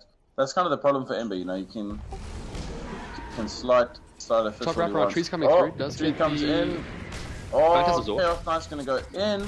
Tree might be in trouble. I think he's gonna go. Tree's done for. Tree's dead. But Ursa can get a killer. Ursa's gonna trade though. Yep, yeah, he's gonna be happy with that. Very happy with that. Yeah. You see again in the off lane, you don't mind giving up your tree if you're gonna get a kill on the Chaos Knight. Especially with Gyro just kind of edging out mid at the moment. DD picked up in mid lane by the Ember. Could potentially get a kill with this. The Gyro just uses Black Cannon to farm that close side camp. Nicely done. Middle lane is missing. Let's see here. Oceanheart picks up for the Gyro. It's gonna be quite nice for him when he does eventually just mission into those side lanes. We do see how many missiles come out onto this Ember. Probably gonna try to dodge with the Sleight of Fist. Nah, just takes it. Doesn't mind. Level 1, whatever. We see a spec again. Looks like Troll's in trouble. Nature's Grass is doing huge work. He's gonna smash him. He's stunned. That's that. That is not a combo I thought about. That cold feet under the with the Nature's Grasp slow. That's gonna be very difficult to get away from. Yeah, just adding to the synergy of those 2 heroes, especially with their ultis. Tree level 4, AA level 5 now, gonna get his ulti soon. That's gonna be also a nice big spell to have on the side of P2D Fracture. It's gonna be excited to throw some of those out. yeah, always the beauty with that global, you know, that global range. You can kind of just throw that out wherever he is. Yeah, so far, so good for P2D in this game 2. They've got the first game under their belts. Quite a nice win there. Snowball out of control. As top lane, Chaos Knight melted. Oh man! It ranges up. That overpower, man. That is the maneuverability on the Earthshock. He's not afraid. He's not. Okay, Earthshock is up. He can blink forward, well, jump forward rather. Willow can't really contest this. I mean, level 8 versus level 4. That Dark Willow is going to be squishy for him. I know that's. You saw even the Chaos Knight just got absolutely melted there. Unfortunately, there the Sleight of Fist Searing Chains doesn't hit mid, doesn't land. With his DD there, would have been nice if it did for his sake. Drums queued up by the spec. In bottom lane, going for that slightly slower, more farmy build. Another urn on the side of this. Oh, spec ulti. First spec ulti of the game coming out, is it? I'm looking bottom, I'm looking top, I'm not seeing anywhere. Oh, misses the dagger. Top on the Willow. Willow is shadow round. Willow's probably going to go down for sure. Spec gets the kill. Yep, that's a happy spec. Why not? I mean, they now get a nice kill there on the Willow. Willow having a tough game today. He's about struggling. 300 gold away from his drums as well. Can get those before 15 minutes, be quite nice. Before 14, so to speak. Jar has an invis rune. He has his cooldown ready. He has the rocket barrage plus the homing missile. He's just popped the rocket. He doesn't want to worry about being invis. He wants to get that farm. Good Sleight of Fist dodge. Sleight of Fist is down now. He does know that. It's up again because it's a fantastically balanced ability. Yeah, just like that. There it is. I wonder what the next play is. If you are P2D, you're very happy where you are. You know, you got the spec, farming away. You've got the kill advantage, gold advantage. Happy to just let the game play out as it is. They're winning the CS battle for all 3 of their carries. I feel now that OP needs to get going. Here they are. They're going to go on the Ursa. They want to make something happen. But that he hasn't raged. He hasn't raged, so there we go. Uh-oh. I mean, there we go. You cannot. And now we're going to lose this Chaos Knight, surely. And there's the tree. Oh, that is big. Ursa, they're picking up the omelets, eh? Haven't seen omelet up. He has got his aftershock. Earthshock. It's a bit Zika. They need to be careful. This Ursa is about to pick up a Morbid Mask. He can go Roche pre-15 minutes if he wants. Easy. No, that's dangerous, eh? I mean, now that top lane is becoming a bit of an issue. Tree doing big work, nice. Nature's Grasp. Great combination here. I've actually really liked the synergy I'm seeing out of the draft now. They've got good catch, helping the Ursa get the kills. Picks up a nice little shovel. Ooh, that was fun. Spec's career is taken just as he gets his drum, so does get it. Unfortunately, he doesn't lose his career for it. I like his Arcane Ring. Nice little mana boost every now and then. There we go, just pops it now. That was his one. Nice little 75 mana every 40 seconds. Mid lane, we do see the Gyro. Almost has cold feet. Cold-feeted. Cold-feeted. Cold-feeted. Cold-footed. People may wish we did it there. They're going to go in on Ogre. He's in trouble. He gets the multi-cast off on Spectre, but Tree is there smashing him away with his orb. He's in big trouble. They need to respond. I mean, he's done such a good job of... He lived for a while then, man, yeah. I mean, nobody cared. See, this is the problem now for each side of mid lane. OP mid lane. Ooh, Remnants out. But the problem for OP now is that they need to make something happen because, you know, they've struggled a bit in the early game. P2D have picked up quite a few more kills. They're farming a lot nicer. They've had more comfortable lanes, generally speaking. We do now see this Ursa sneakily in Roche, but I don't think they picked this up. No, they haven't. They don't have vision. He's just gonna, he's gonna make his way through that. He's got level 3 in overpower, level 4 in those Fury swipes. We see Tree just sort of walking in the zone. I'm just checking for the first time. I'm gonna pop a sentry up there. Probably cool. They have no ward here. He is pinged up by the troll. As there we go. 13 minutes 50 seconds. We have the first Aegis. How many Aegis pickups do you think we're gonna see this game? I think we're gonna see at least 3. Yeah. I'm hoping and a birdie in my ear has whispered 5. His vote is 5. Jarman, what is your vote? I would say 4. I would say 4. I wanted to say 4 as well, and now I don't think I can, so I'm going to say 3. Lowest common, that's fine. We're saying 3. Not because they haven't got potential to, I just think the game will be over by the time the third Roche is taken, because I think they're going to take the second Roche quickly enough, and the third Roche is going to be a final push Roche.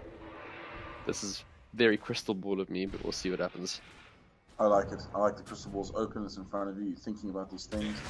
Yeah. Okay, they're going to go for this tier 1 mid. I like it.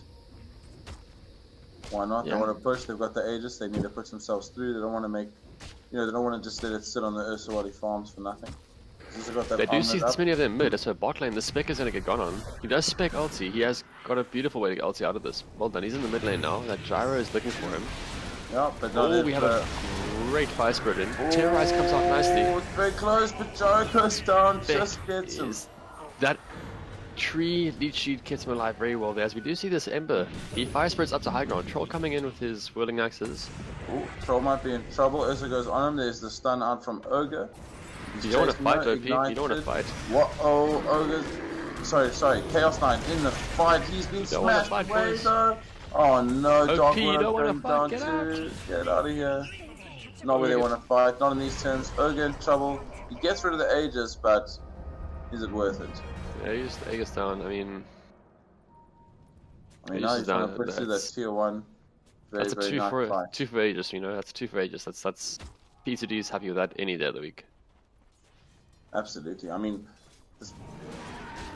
they really need to take that fight underneath the tier 1 instead of fighting kind of. They don't, even though it's on their side of the map, they don't have any vision. So well now they do, but before that they didn't have any vision. So sure, you didn't know what you're fighting into or what was coming. Yeah. So it didn't really help them. So yeah. Now that they're slight chains. all up, I think they need to try and take a fight under this tower if they feel like they can. But at the same time, Ogre's on his own, and it's just gonna rip him. That's just like that. That omelet on Ursa is actually very, very nice. Have we seen an air LT yet? No, not critiquing that. I don't recall seeing an Ice Blast. As Troll does try to man fight against his Ursa. This Ursa does have any range after 1 second. It is there's our first Ice Blast of the game. Troll LT. Troll is going to take this Ursa. Big call out from the gyro. Can you believe it? Gyro took the chase and he just gets out with his fire spread. I'll tell you what. That's Terrorize? Oh, slight dodge to miss the Terrorize. Nicely done. Yeah, Spec says, hey boys, don't worry. I've got 700 gold until I got my defusal. I'll be chilling bottom lane while you're there. CK says I'm chilling with him. Different teams that we're going to farm. You guys fight 4v4 mid lane. Let us know what happens. Absolutely. Spec having a nice time there. Lots of space. Good fight though there for the side of OP. They get the kill from Ursa. That was a nice little kill. Ult not doing enough there. Troll did eventually die, but yeah, the Ursa death there. Nice little moment there for OP. Build some confidence. Get a bit of gold back. I'm worried about the Spec. The Spec has got a lot of space. He hasn't had much to worry about. He's always got his ult to get out. His ult's up again now. Yeah, looks like they're gonna push bottom now. They want that tier 1. They kind of understand that yes, they do have some late game, but they want to press home their advantage. They got a 6k gold advantage. Yeah. This Ursa's. I like this. I haven't seen this omelet pick up much. Maybe it's just because I don't see much Ursa anymore. I've seen the Battle Furies and seen the Bashes straight, but not seen much of the omelet pick up. Oh gosh, omelet is toggled. He does have the trio C. Tied ultimate. Troll's gonna go down though, is he? Oh, look at that. In comes a Spec. Oh, AA Blast is huge. Ursa's down. Huge AA Blast. Fire Spirits come in. Wow. Okay. They have shown us what they can do. Yeah, you see, there's that team fight though coming out on the side of P2D, very, very strong. They've got a little bit more natural synergy, between the AA Blast. They got the Starter Fist, they've got the Tree Overgrowth, Spec ulti. Versus obviously their frontlining, doing the big damage. With that, it just kind of works together quite naturally. Ember can dip in and out when he needs to. So I always find as a team, it helps when you have that tank in the front line or a damage dealer who you know is going to engage. With Ursa, they just fight around his kind of you know, his aggression, and this 100%. working really well. And now speaking about, no, they're gonna get out. I think Tree's kind of just hanging around, thinking about where to place his sentry. and speaking about that whole Ember coming in and out of fights and just slicing in and whatnot, he's now picked up himself a Desolator, so he's gonna be dropping everyone in that area's armor. So it's going to be even quicker fights. So the Tear Rise does catch both Spec and the Ursa. Very nicely done. Tree's still chasing though. Does cast his Etch's Grass as well as the Leech Seed. No, he does big damage though. I think he can take it, but there's the double multicast. Multicast on the Fire Blast, not too bad. Spec once more. Spec wants to Spec wants to get this guy. Ursa. Ursa's ready. Ursa is fearless. Seek out top, looking to just farm some more here. Mid lane we do see the Troll getting chased by the Ember Spirit. Ember Spirit does fire on the up. Kill, Psycho Bear might be in trouble, might need to. He has one remnant, no mana for it. I think he might have bit before he could chew. He's dead. Bottom lane we see Ogre get a blow.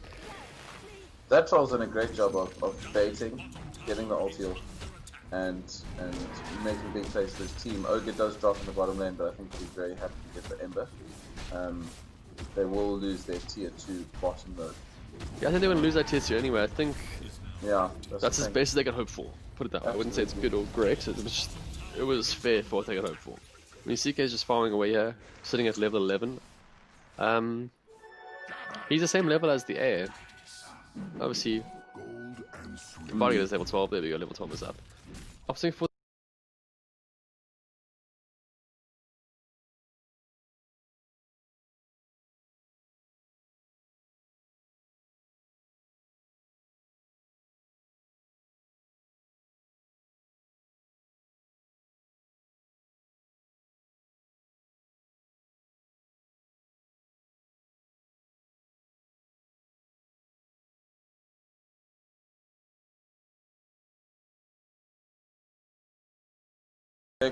Spectre Dagger up.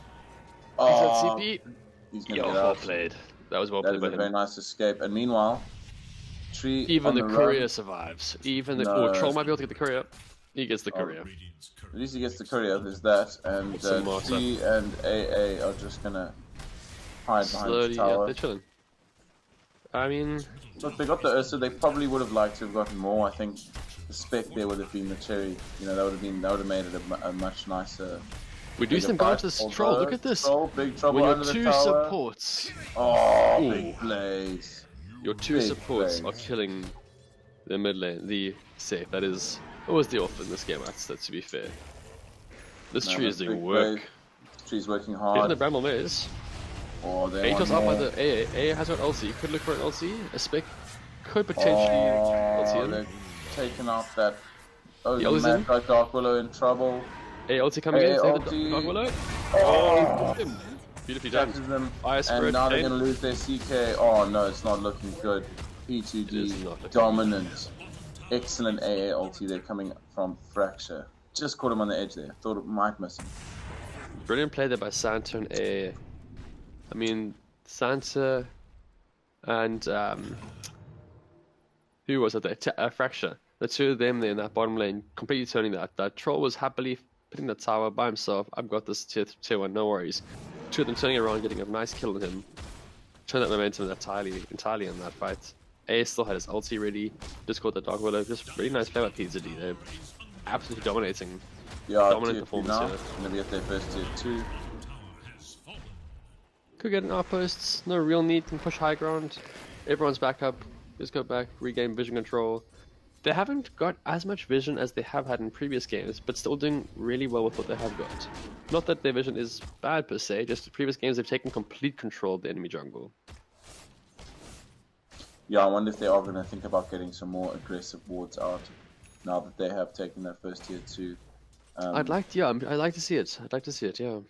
And by that same token, I mean, on the side of OP, they really should think about getting up some defensive wards, get their jungle well lit, so they can see what's going to happen, because that tier 2 top is definitely in danger. And right now we can see their own jungle is now becoming a bit of a play place. But they do have now, they've got that ward up. They do have some idea where they are. Gives them something. There we go, nice defensive wards just being placed. Just as I said it, you can see now they've got their jungle lit. So, a bit better idea. they have kept their timing as well. You see, Ursa's checking that right now. I think Roche could have spawned. It's going to spawn in about 30 from now. But Ursa calling that almost to the T. So, Troll has got a Shadow Blade. Okay. I don't think they have reveal. Okay, so they're going to now know that for the next fight, bring reveal with us, carry a dust, pop a sentry, and we're going to kill that Troll next time he tries to push that far up. Yeah, look, A has got a homing missile coming onto him. Slight shackle. Okay, they're gonna go Slide in. chain, fire Willow spirit. down, quick like that. Fall down. Fall down. In Fall comes down, but Gyro A doesn't out live, surely. big time. A does fall to this. AA's down, Ember's down as well now. Troll's Terrorize comes in. No, because the tree comes in. Ursa Doesn't the is overgrowth probably just gonna die here. No, the big overgrowth, but I think they are gonna catch this Ursa. No, they're not. Oh, it's a big hit. Brilliant. I'm gonna target him. Willow. I'm gonna target him.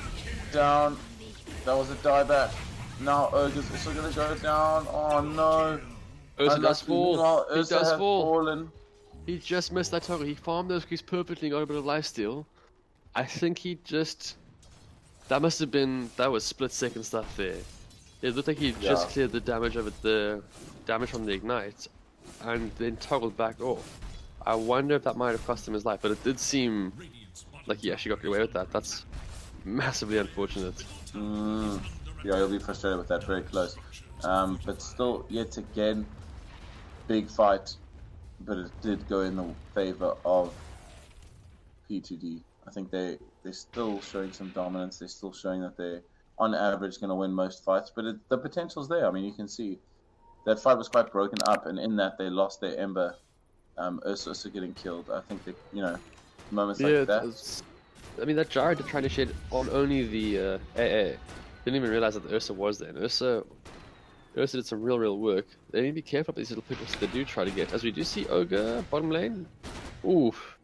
Ember Spirit just missing. He didn't even cast the chains. Okay. Just saying hello with the slide. Just, what's up? I know where you are. Careful.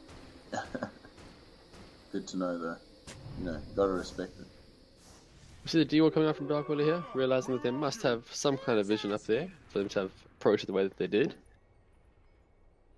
Yeah, no, that's a good call. You've got to make sure that your own side of the map is secure. You don't want the team watching you every move, watching the way you're moving around the map. Gives them a good idea of what your next move is going to be. Now, this next Roche, I think this is going to be where the big fight takes place. Dire scanned it. Dire used scan. They know he's here. Oh, he's in trouble. They've got men Terrorize. on him. Oh, no. Terrorize is great. Doesn't give him time to get off his enrage. Ursa's down. That is a big catch, but here comes the AA. Ulti is going to catch. Oh, no. They've lost Troll. They've lost Willow. Okay. Ogre's down. Oh, man. Gyro fighting into some blade earlier. I think Gyro might be going for it. Gyro's dead. P2D's intensive to their own Roche. Grab the Roche, or just push for a tier 2 mid. That A LT came in massively. Yeah, very big player. I mean, look, they did well to catch out the Ursa, but at the same time, the response was very swift from P2D. They managed to pick up 4 kills, and they'll be very happy with that. On the whole, Roche is still up. Aegis is still there for when Ursa's up in about 10 seconds. Yeah, I think you grab a tier 2. Grab tier 2, push the wave, then maybe look to grab some more control in their jungle, send Ursa back into Roche, just reset, you know? I mean, Spec ulti's gonna be up soon. Ursa has enraged, like, it feels like every single team fight easily. But not exactly the highest cooldown. Yeah. And here they are, they're actually gonna push for this tier 3, they want to end this quickly. Oh, nice stun on the Chaos Knight.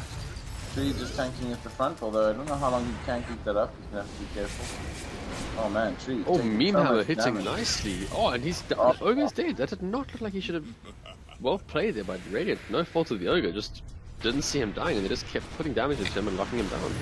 Okay, another going on the Ember Spirit. Looks like he's going to be taken down. Great reality of putting him onto the high ground. Yeah, as very nice. Ursa takes the second row, she's sitting there. Okay, guys, keep that space going. I'm almost there. And you can see now that ping's coming out. They're going after the Spec. Spec's going to turn here. Oh, first hit bash on that troll. Does defuse him. Okay, defusals. No, he goes in. They Bramble want to Mace, engage. terrorize. They do have the Aegis on the Ursa. Ursa goes in. Oh. Battlecross is up. It's almost down though. Battlecross is almost down. Battlecross is over. He's dead. Tree does fall, but it's alright. I mean, Troll's gone. And Ursa's still got Aegis. No problem. I mean, the only buybacks currently are in this entire game are on the Tree and the Ursa. That's not good news for Dire. If they'd pushed high ground there, they would have had no troll for that defense. I mean, they're still okay. They got Dark Willows, Bramble Maze, they got the Bedlam. CK still has big damage to overall ignite and whatnot, but it wasn't. They still have Flak Cannon there. It's gonna be hard for them to push high ground, but I need to be careful about these buybacks actually, because they can find themselves in a lot of trouble if P2D decides to just mission up high ground with that Aegis. Aegis is doing. Aegis could do a lot of work for them here. Yeah, absolutely. Now they're going to take this tier 2. Surely going to push for a rack straight afterwards. I mean, they must be feeling confident. Troll's up in 15. He will join that fight, but I think they know that they can win that fight straight up. They still have the Aegis up. Now or never for P2P, or rather for OP. They really need to make a fight here at the racks. Everyone gathering now. Dark Willow getting back. Who's going to take it? Bloodlust that tower, Ogre. Bloodlust that tower, buddy. Get that Bloodlust going. Get that nice little 60 attack speed on top of that. There we go. There we go. I don't think he cast it on the tower, to be honest. I think he cast it into the troll and just multi-cast it onto the tower. Yep. I mean, look at that damage. Get up. Chaos Knight not going in. Ursa's going to front line. He's still got his Aegis. There's a big overgrowth. Cooldown coming down, but is it too late? Ulti. They take 1, they take 2, they take 3. Ursa's down, but it's just the Aegis. Troll is doing damage. He is doing big plays. Warlord. This is infinity attack speed. Infinity attack speed. Okay, they do take him in the end there. The Aegis proving very, very useful, but he's in trouble now, Ursa. That's Aegis down. Yeah, okay, no. Jara has got home missile. Oh, Ursa has messed up his blink over the wall there. Yeah. I mean, I don't know anything about this. He has a rocket barrage. Ursa might have made a big mistake here. Yeah, Meme hammer coming out from the tree. I mean, this is really well played by OP. I don't know how that happened. Tree might be in trouble now. Ursa's got a lot of. Ursa needs to be careful. That rocket barrage could do damage. Rocket barrage cooldown. I think that might be a dead Ursa. Okay, no, that armor toggle is beautiful. Oh man.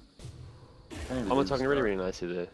Tree chasing poor Perseus on that Dark Willow. Just a lowly fairy, just trying to live. This big ass tree bashing her down. Poor thing. Yeah, I know. Ursa there, wow, just using that armor to full effect, managing to buy time, get in the faces, get in the minds of OP.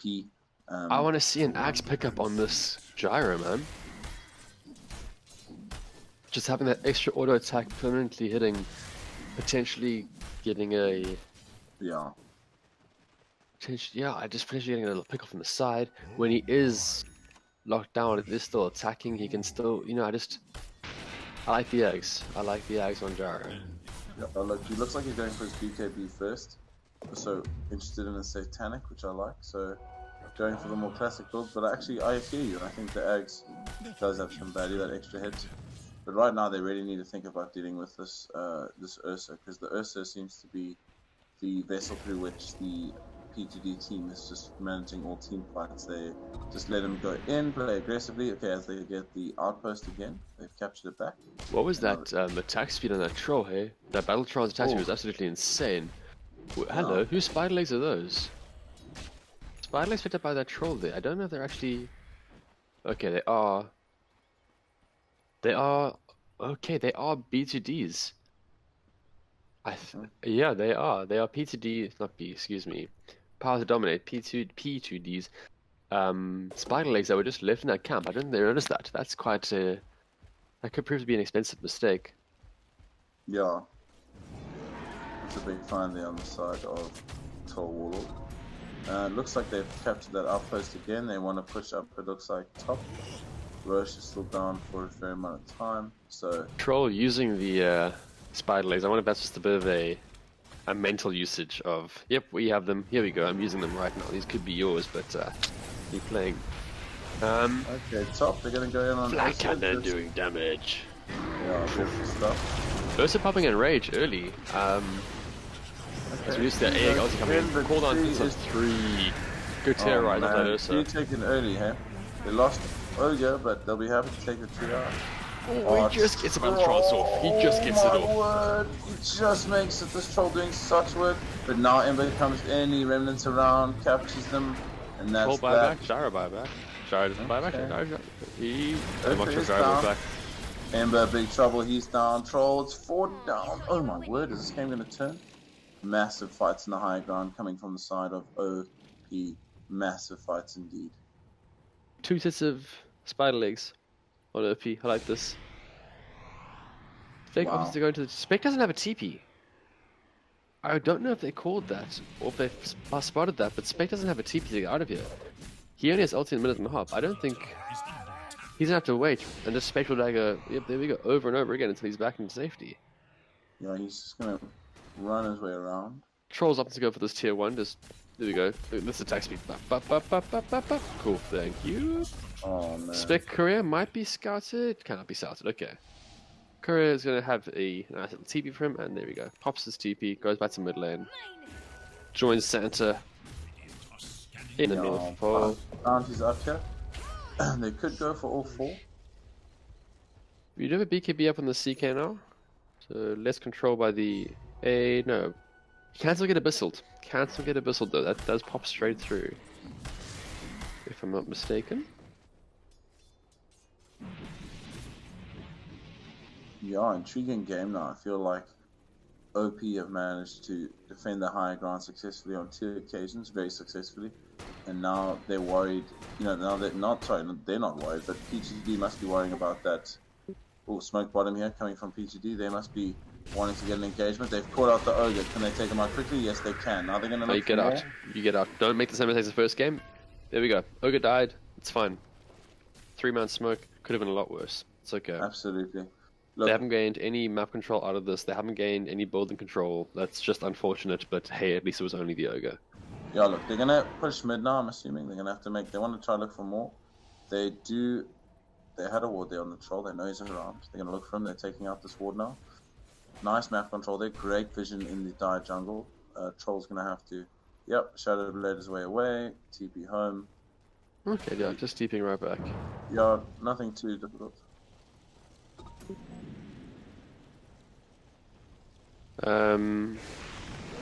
They're pushing mid lane there. Well, interesting, you know, the net worth, you know, it's the... I've just heard a voice in my ear tell me, you know, it's only the supports that are making the difference here. So the carries are evenly matched.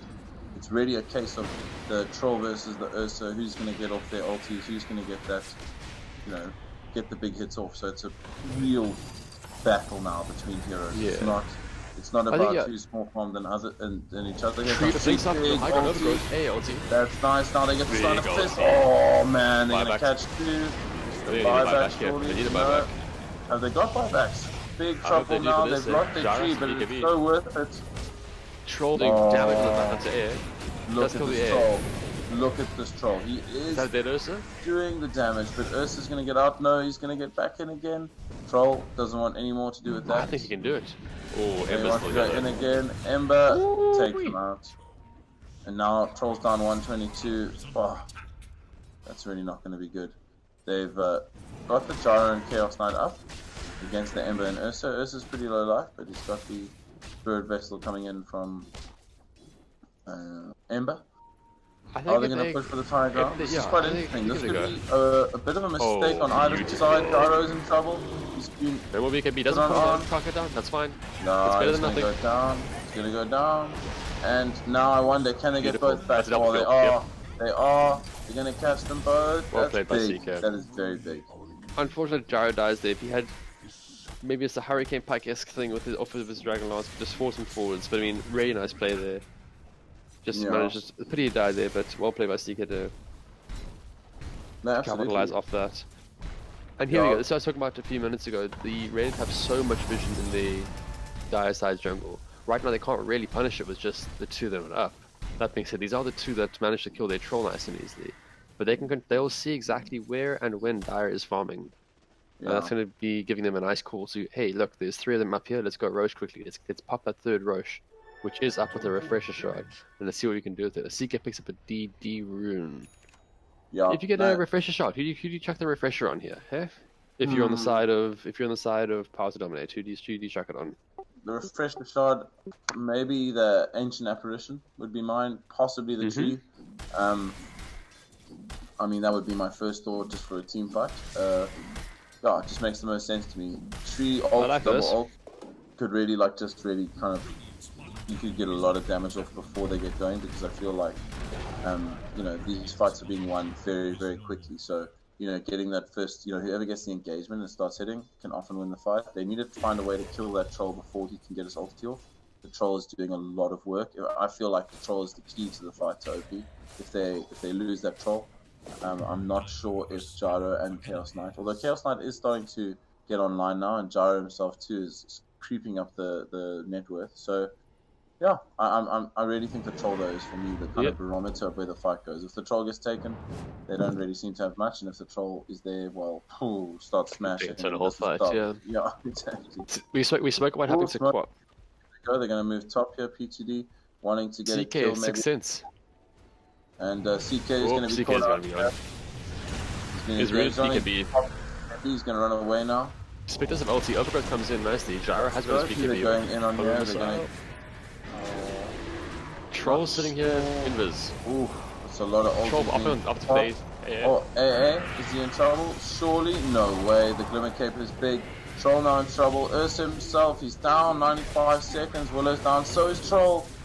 And these slides are doing so much damage with that fire spirit. Oh man, this Ember is just doing work. Look at that Ember spirit, full health, double buyback now. We've got the Gyro and the Chaos Knight, but I don't know if they can defend this. That's it in the way of buyback, so that's it. There is no one else at the buyback. 345 gold in the Ogre. It might have held them back enough. No, man. Really nice back and forth game right now.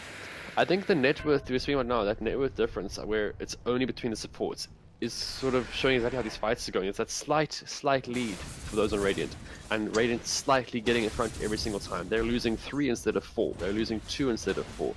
Those little slight victories just snowballing across. No, by that same token, I mean that net worth difference. Oh man, this is a big fight. Black Cannon is up. As is Rocket Barrage. Oh, She's got big damage here that likes to focus down.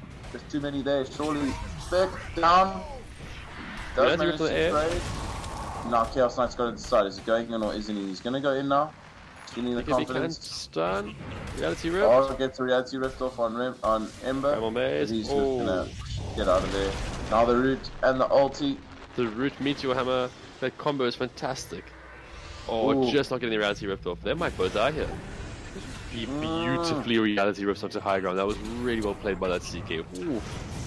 Really good work there. Tree's in trouble, but Times 4 multicast. These are fantastic extended fights here, man. Like, I'm loving this. If this Gyro gets that Satanic up, he's actually going to be able to really turn these fights around as well. I mean, he's doing really well as is with just the Morbid Mask. Once he has the Satanic, it's going to be something special. The CK is beginning to really put some hours in here. He's doing some massive damage. Unfortunately, Troll gets picked up before Battle Trance. I mean, once he gets a Battle Trance off, it is just 6.5 seconds where he is just pummeling into. As we see the third Roche being scouted here by P2D, Ursa has started it. Okay, we're going to see now whether they deem AA for the LT or Tree for the LT. Times 2. I wouldn't be surprised on either. I don't think it should go on anyone but those two. I mean, you could technically have a double haunt, but is it really worth?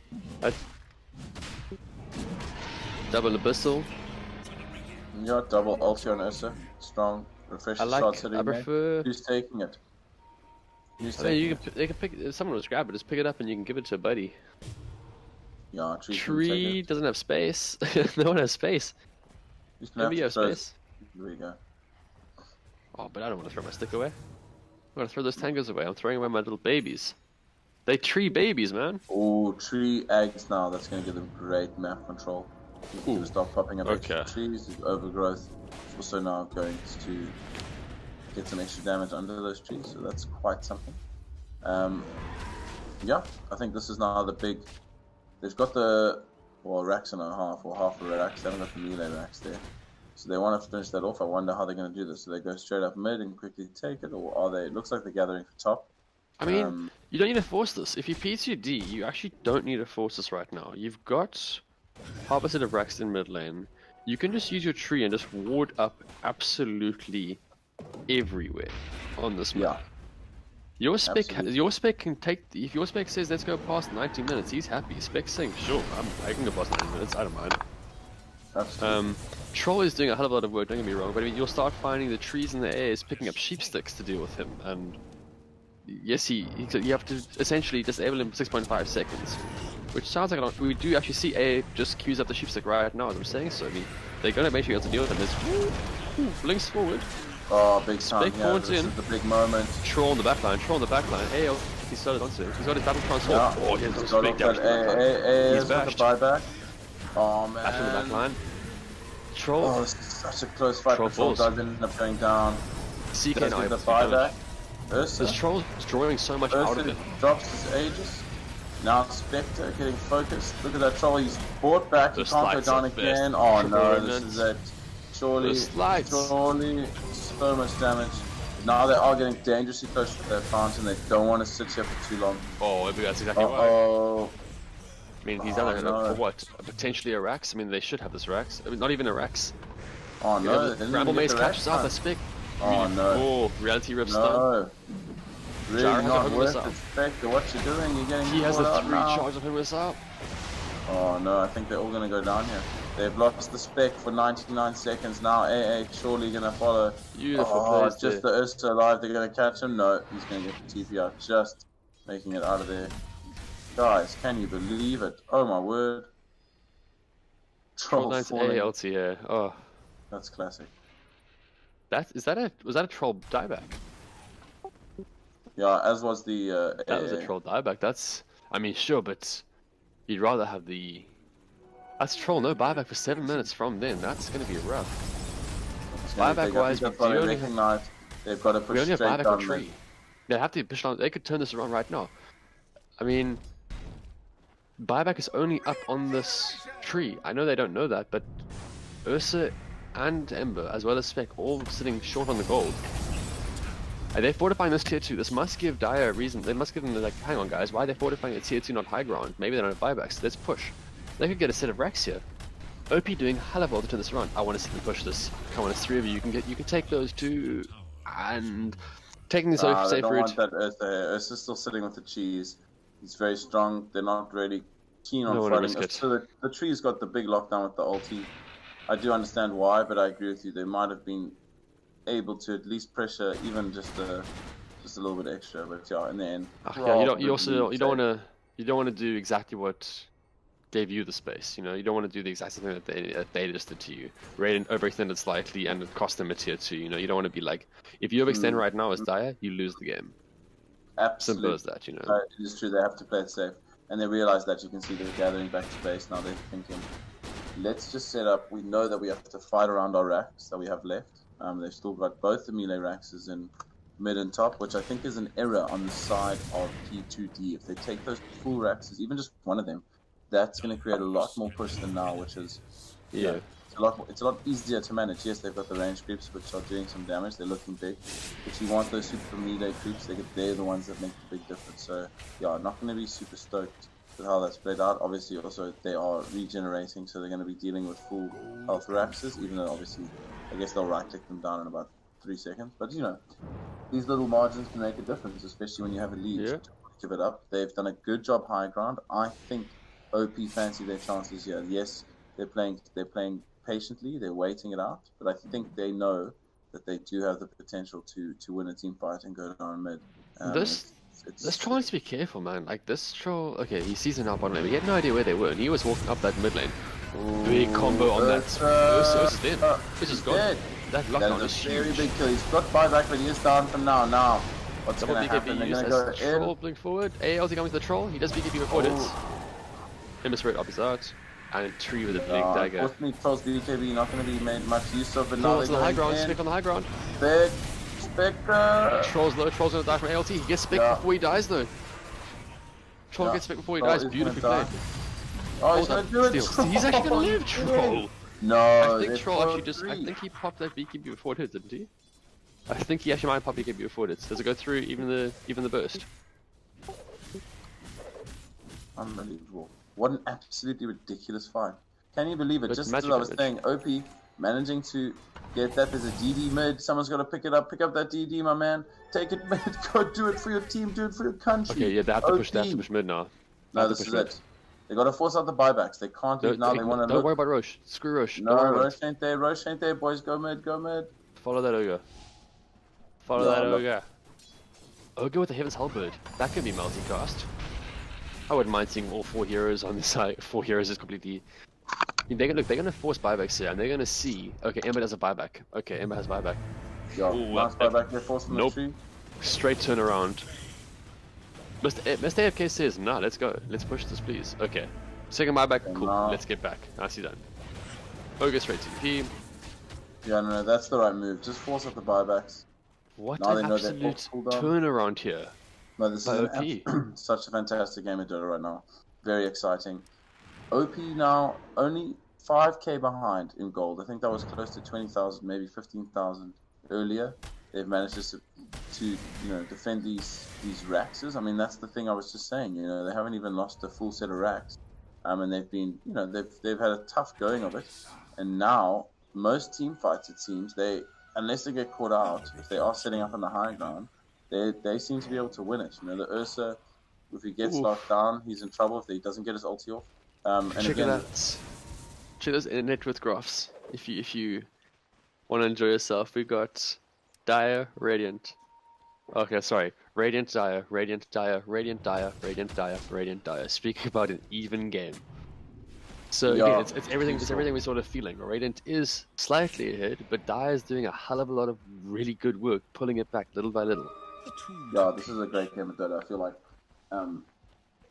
it's game 2. OP know that if they lose the game, they're out. They have to win this. It's win or go home. And if they don't do that, they know what that means. So they are giving it everything. They're not giving up. They could have easily thrown in a towel. It looked really grim in the mid game. And now they know we can still do this. They're playing patiently. They force those buybacks. I feel like this next big fight, this next Roche perhaps, because Roche is going to be up soon, is going to be really, really big for this game. It's basically now or never.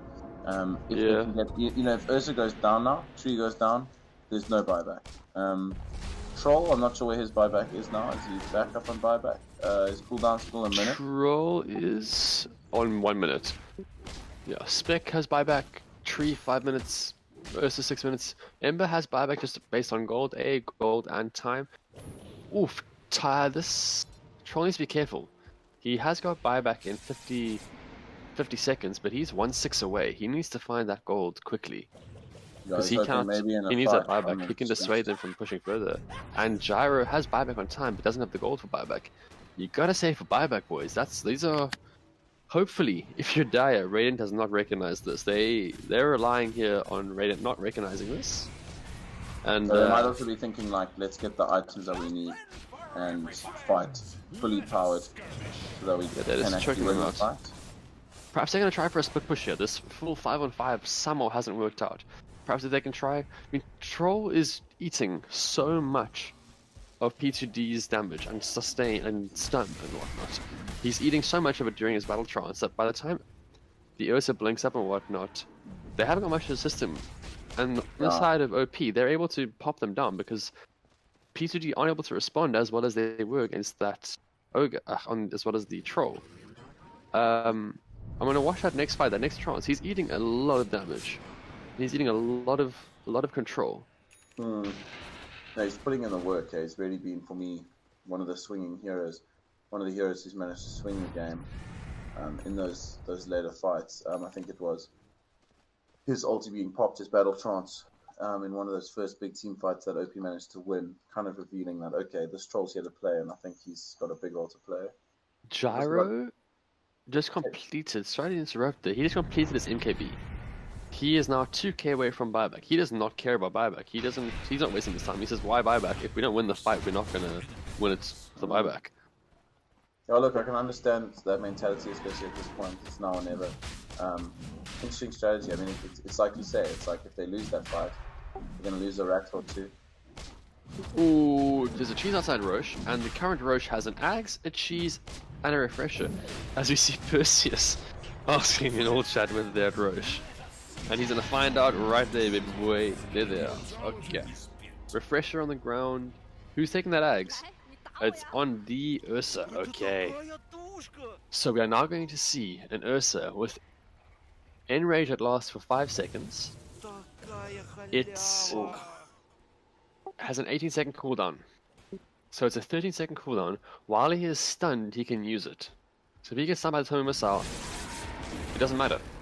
Yeah. If he gets stunned by the CK Chaos Bolt, it doesn't actually matter because he can just go for a solid 80% damage reduction, plus status resistance, and pretty much negate. Don't waste your time stunning this Ursa. That's sort of how it feels. No, that's a big agony upgrade for the Ursa there. In this next team fight, that might prove fatal. I mean, he's been the one they've been trying to catch up with the Troll and the Gyro. But now I think he's going to prove even more of a nuisance. I mean, nuisance is a bit of an understatement for what Ursa is looking like at the moment. I see we're gonna see your wish here. It looks like I see that the refresher is sitting in the backpack of this tree. I think once he places these wards onto the eye over here, he's gonna pop that refresher. Oh, he's looking for the. Where is he looking to ward? Into the base. Okay, he wants a ward in base. Troll has scouted it out. Has popped the ward. No sentry down his head. Could swap as mid lane. Nothing happened. Just testing one another. A little bit of a long distance. No one really wanting to commit over here. We do see the. Oh, here we go. You see the commitment. Flight. There, Mail. This Trust comes out. Chaos comes in. Big trouble. Here comes the Ursa taking him down. Troll's down for 100. So is Tree, though. Tree's got no buyback. They're going in. Ursa now facing up to the Chaos Knight. It's a big fight, but Chaos Knight's going to take him. Aegis is down. And meanwhile, Spectre's deep there. Spectre's deep in the back line. This Gyro's doing well. This Princess Snipe is doing work. Princess Snipe is going to hit. Princess Snipe hits. Chaos Knight making the run. They're in big trouble. No buyback. This might be it. No buybacks. CK buys back. On CK. Oh, he's got a chance. What does he do? Gets the reality rift down. Now he's going to go straight on the Ursa, but Ursa's the problem. Oh, man. Ursa still has cheese. There we go. Full HP. He can turn it back now. CK just notices this and goes, oh shit, I don't want to be here. Get me out of here, please. I might not get out of this, boys. Get me out. And he makes it out. They still haven't secured that Rax. They have got mid Rax. They look at that top Rax. This could be the second set right here. Still a full set bottom. Woo. That is a lot expended for this Rax. I mean, Ember Spirit recognizes this. Fire is right down towards bottom, says, I need to get this lane. Tier 4. And underneath the tier 4 is Spec. Lose him. That is a brave Spec. Blade Mail pop. I don't think it's going to matter too much. But that reality rip from the stun combo, he's done for. That was a brave attempt by Spec. Spec really didn't need to feedback kill there. That could be a bit of a lifeline handed to OP, who somehow still in this game. What a game of Dota. I don't know. Way past my bedtime, Gascott. I'm well, it makes you feel better. This is the second or third game today that has hit over an hour that I've been casting, so I'm slowly going delirious. Look at these little trees, man. Look at all this vision that Radiant's got. They just can't push through that final line. Yeah. Look, they got the map control. They're odds-on favorite. They just need to take that last tracks, even if... Oh, 100%, yeah. No, they're definitely favorites. I'm just amazed that what they need to do now is quite simple. I mean, really, they just need to regroup when everyone's up. Maybe, you know, for everyone now, I would think, get your buyback ready, get that farm up that you need. And from there, go to that bottom racks. Take it. And from there, What do you think Mr. Dota Plus has got the win percentages at? Win percentage, I would put the OP. I'd give them 20%. Okay. What do they give? So, the side of P2D is currently at an 89% chance to win. They were sitting at a point in this game where it was about 98 to 99% Dota Plus considered they were winning this. So they've pulled it back a little bit on the side of OP. No, look, I mean, they give themselves a chance. I mean, swinging it from 98% to, what you said, 89. I mean, that's a big swing. That gives them a chance. Like we've said, they can win this game. They need to win a team fight and push. They need to win a big team fight and push. We've got buyback up on... Buyback's on everyone on the side of... except for the... No buybacks on the Gyro. Gyro hasn't got the money for it, CK doesn't, and Ember just needs the money for it. So Definitely favoring Radiant right now. As they look like they want this final push. They want this final push bottom. They don't have the spec with them. Spec has a point available. Won't want to use nice it. Damage being thrown out though. They are really getting a nice little Troll on the sideline. Troll on the sideline. Comes the fall down. Oh, he goes in. He's straight in on the CK. Tree's down. He's got buyback, but Tree's down. They're on the backline. There's on the backline. Can he get battle trance off? Battle trance. He gets it off. I mean, this is what he wants. This is exactly what he wants. Oh my word! Is he actually going to do it? No, he's a Hex. No, he's still there. He's still there, but he gets taken in the end. He's brought back. Ursa's down though. Ursa's down. Ursa's down. He's brought back. I mean, Tree buys back as well here. What do you... Spec is under a reward here. He's under a reward. They do know where he is. Are they going to just play the safe? They want to overextend here. Ursa is out. Overgrowth? Not. Has got refresher. Tree, yeah. That's his buyback. He wants to grab that double overgrowth. Oh, singular overgrowth right now. I don't want to give the universe hope for P2D because I want to see this final game. Game 3, but Tree can wait now. Wait a minute. You have 1 minute to your ulti. Blink in, ulti, Meteor Hammer, Refresher, ulti, Meteor Hammer. All while your Ember Spirit is just zippity-zappeting around with the Flame Guard and the Sleight of Fist, along with the Searing Chains, man. Don't worry about the remnants just yet for that final damage. Okay, and Troll, so really, they're in big trouble. Only got the Gyro, who's going to be... And we have hit the sexy 60-minute mark with the tier 5 neutrals. It's going to get a little bit ridiculous now, I think. This is where it gets ridiculous. Where is the first neutral going to come from? CK showing a lane. They are extending out of their base a little bit, perhaps not a little bit far, but they're not playing with as much caution as I'm used to. They could get caught out here. True refresher to get there, yeah. That's no more refresher. He does opt to use the... That's not his, rather it's the AA's Lotus Orb. Silence coming out. The global cooldown. Hits their Tree. This is a dieback on Tree. Tree is out. Oh, Troll's coming from behind. Troll's coming from behind. A is probably going to die here. Spec going to die here as well. I mean, Ember Spirit get caught as well. This is looking like OP might have just won this game. I might be cutting this really, really early, but Ember Spirit what on earth? No buyback. This is a turnaround. Spec buyback, but I mean, what's he going to do? There's a buyback on Ursa and a buyback on AA. I don't know the Rex, but this could be straight down mid. I mean, that's surely their win condition. Meanwhile, bottom. I mean, yeah, Spec is holding an item. He has got another 300 to go until he has a BKB. He needs to find 300 gold before he tries to get to this. He had a solid item for this.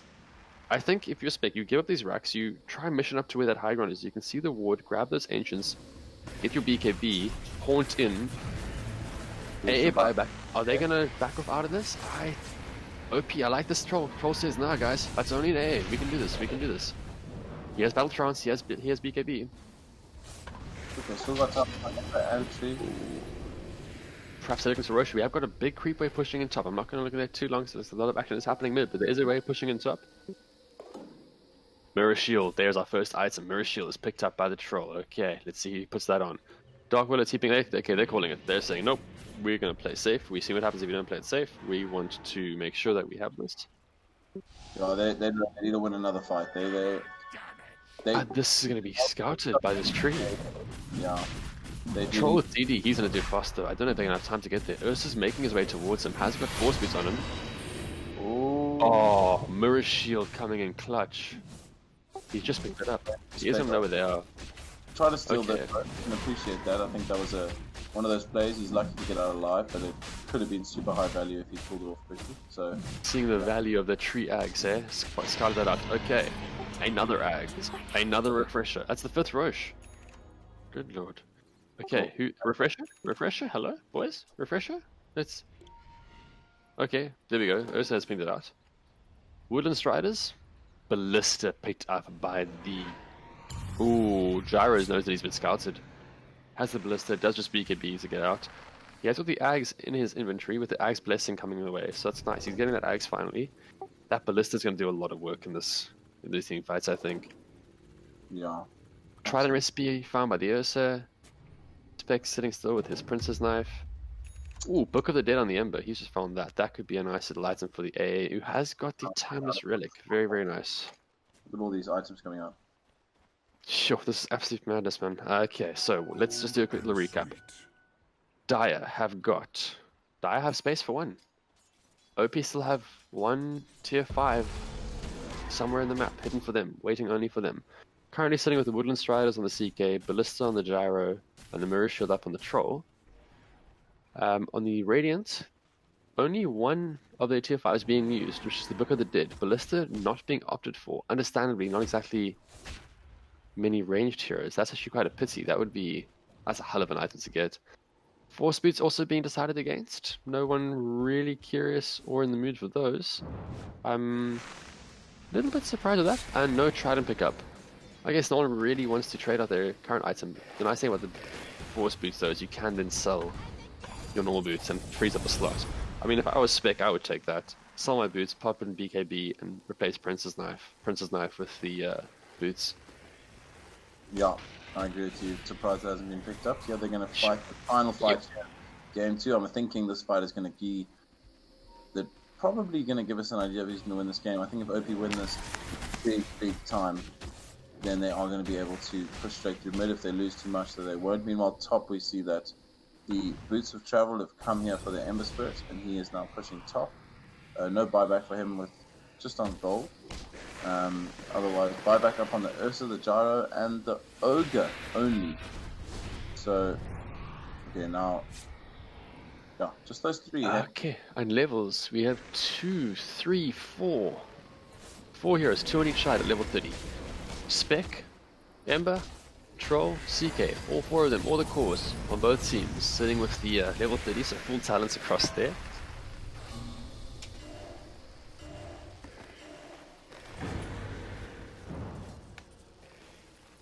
I mean, this is turning out to be a real game. 65-minute mark hit.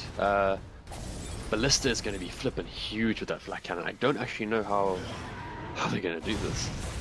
Oh man, they're just spamming out the wave clear so big, keeping them off, keeping them delayed, but now they're going to go in. Lotus Orb there. Look at that. That Spec can't touch that tower. He's getting bashed back by that Ballista. Bump. Nope. That was like a 55,000 multicast there. Didn't get much damage. Jara has popped his BKB, looking to kill the Spec. Spec is falling low. Spec might fall here. Oh, Spec 90 HP. Ooh, Spec is down. That is Spec down. Spec's down, Tree's down, no buyback. Tree's down. Spec has Aegis coming back now. Ballista is not allowing them. This Ballista, this Gyro is doing massive work. Ember Spirit has got to fire him up high ground. No BKB. way. Oh, Abyssal. Spec's Abyssal. Buyback. Gyro's buyback. Buyback. Ember just went into high ground. Ember made a mistake. I think Ember thought that they were all dead. Oh no. They've lost 3 on 3. Oh man. We got a 3 on 3 here. Spec runs into the Bramble Maze. Spec might have just thrown it. Oh, Spec. Spec's no! That Bramble Maze just fucked him. Okay, guys, you just effing run down mid now. You just go down mid. You go down mid. You don't ask questions. You go down mid. Man, CK. Good job by CK. He's just running straight through. Join the Gyro. They're gonna realize that there are buybacks up. The Ember and the Ursa. Ember, however, has got 24 seconds of cooldown. Okay, he has got the Axe 5 minutes. Okay, but 20 seconds on his TP. He's not exactly close to base, but yeah, he'll make it back in time. He'll make it back. Okay, 10 seconds on that TP. This Gyro Ballista is gonna put in work. BKB is ready. He's got a Satanic in AA. That's a brave AA. Phantasm used Tree buyback. They want to backdoor this. They're saying, that's fine, we got this. We can backdoor. Not against Fortify though. BKB popped. This Gyro's popping a cooldown. They're committing quite a lot here just for a set of racks. Or just for a tier 3 rather. Well, they rate this is big. This is big. They might have got a bit of a zealous here. Alright, it's over. That's... And they're in big trouble now. Gyro. They're in big trouble. This might have been a cost here. This Gyro is doing huge damage to that Ember Spirit. He is frozen up. How's that Satanic there? Giving him a second lease of life, but now the Slider Fist being thrown out. Spirit Vessel being popped on him. They need a back rack now. They need back. These homing missiles are coming back. Gyro, don't TP. Oh, he might be in trouble. Oh, Gyro, not like this. Not like Gyro's this. in trouble. Not like this. Oh no. Oh no, that's painful. Only Ursa the buyback. I think that P2D have recognized this. Drakwill is running straight back. Are they going to be able to hold this? Is there a buyback? There's no buyback. There is no buyback. Oh, this is they have to hold from 80 seconds, 85 seconds until that CK is back. Troll is back. Right there for Let's see what he can do. What can Troll do? He's going to try and clear this wave. Big trouble though. I really don't know how he's going to do this unless he can catch. They can catch someone. How are they going to do that? Oh, if they pull this off, I don't see how they will. Lincoln's is pop, Abyssal does pop onto him. Over the A ulti. Battle Trance is ready, Battle Trance, he gets Battle Trance off. He gets it off. It's delaying time, he's delaying time. Look at the dead creeps are hitting the tier 4 at the fountain. Oh no, look at the dead. Creeps are hitting. Battle Trance is over. Ogre's gonna fall. OP, oh my word, what a game. What an absolute game. GG, boys. Excellent game 2. OP couldn't quite get it in the end, but excellent showing from them. PGD showing their dominance in the first game and just managing to squeak over the line in the game 2. Yeah, man, Power2Dominate had a... You can't blame OP for that last push there. They probably thought that was their winner, that was it. Should have gotten back off those buybacks, but that mental fatigue, I mean, 69, almost 70 minutes. Yeah. Mad game, massive back and forth, huge team fights, huge ultis, really great game to end the night off with. Yes. I mean, fantastic showing by both teams. I mean, yeah, thanks for joining with this one, gentlemen. Really appreciate it. Anytime. Our next game, for those of you interested who are still watching in this late hour on a lovely Sunday evening, is going to be Saturday next week. So 6 days from now at 4:30 CAT. Hope to see you guys all there for some more Dota that's much like this. Thanks so much, everyone. Yep, thank you.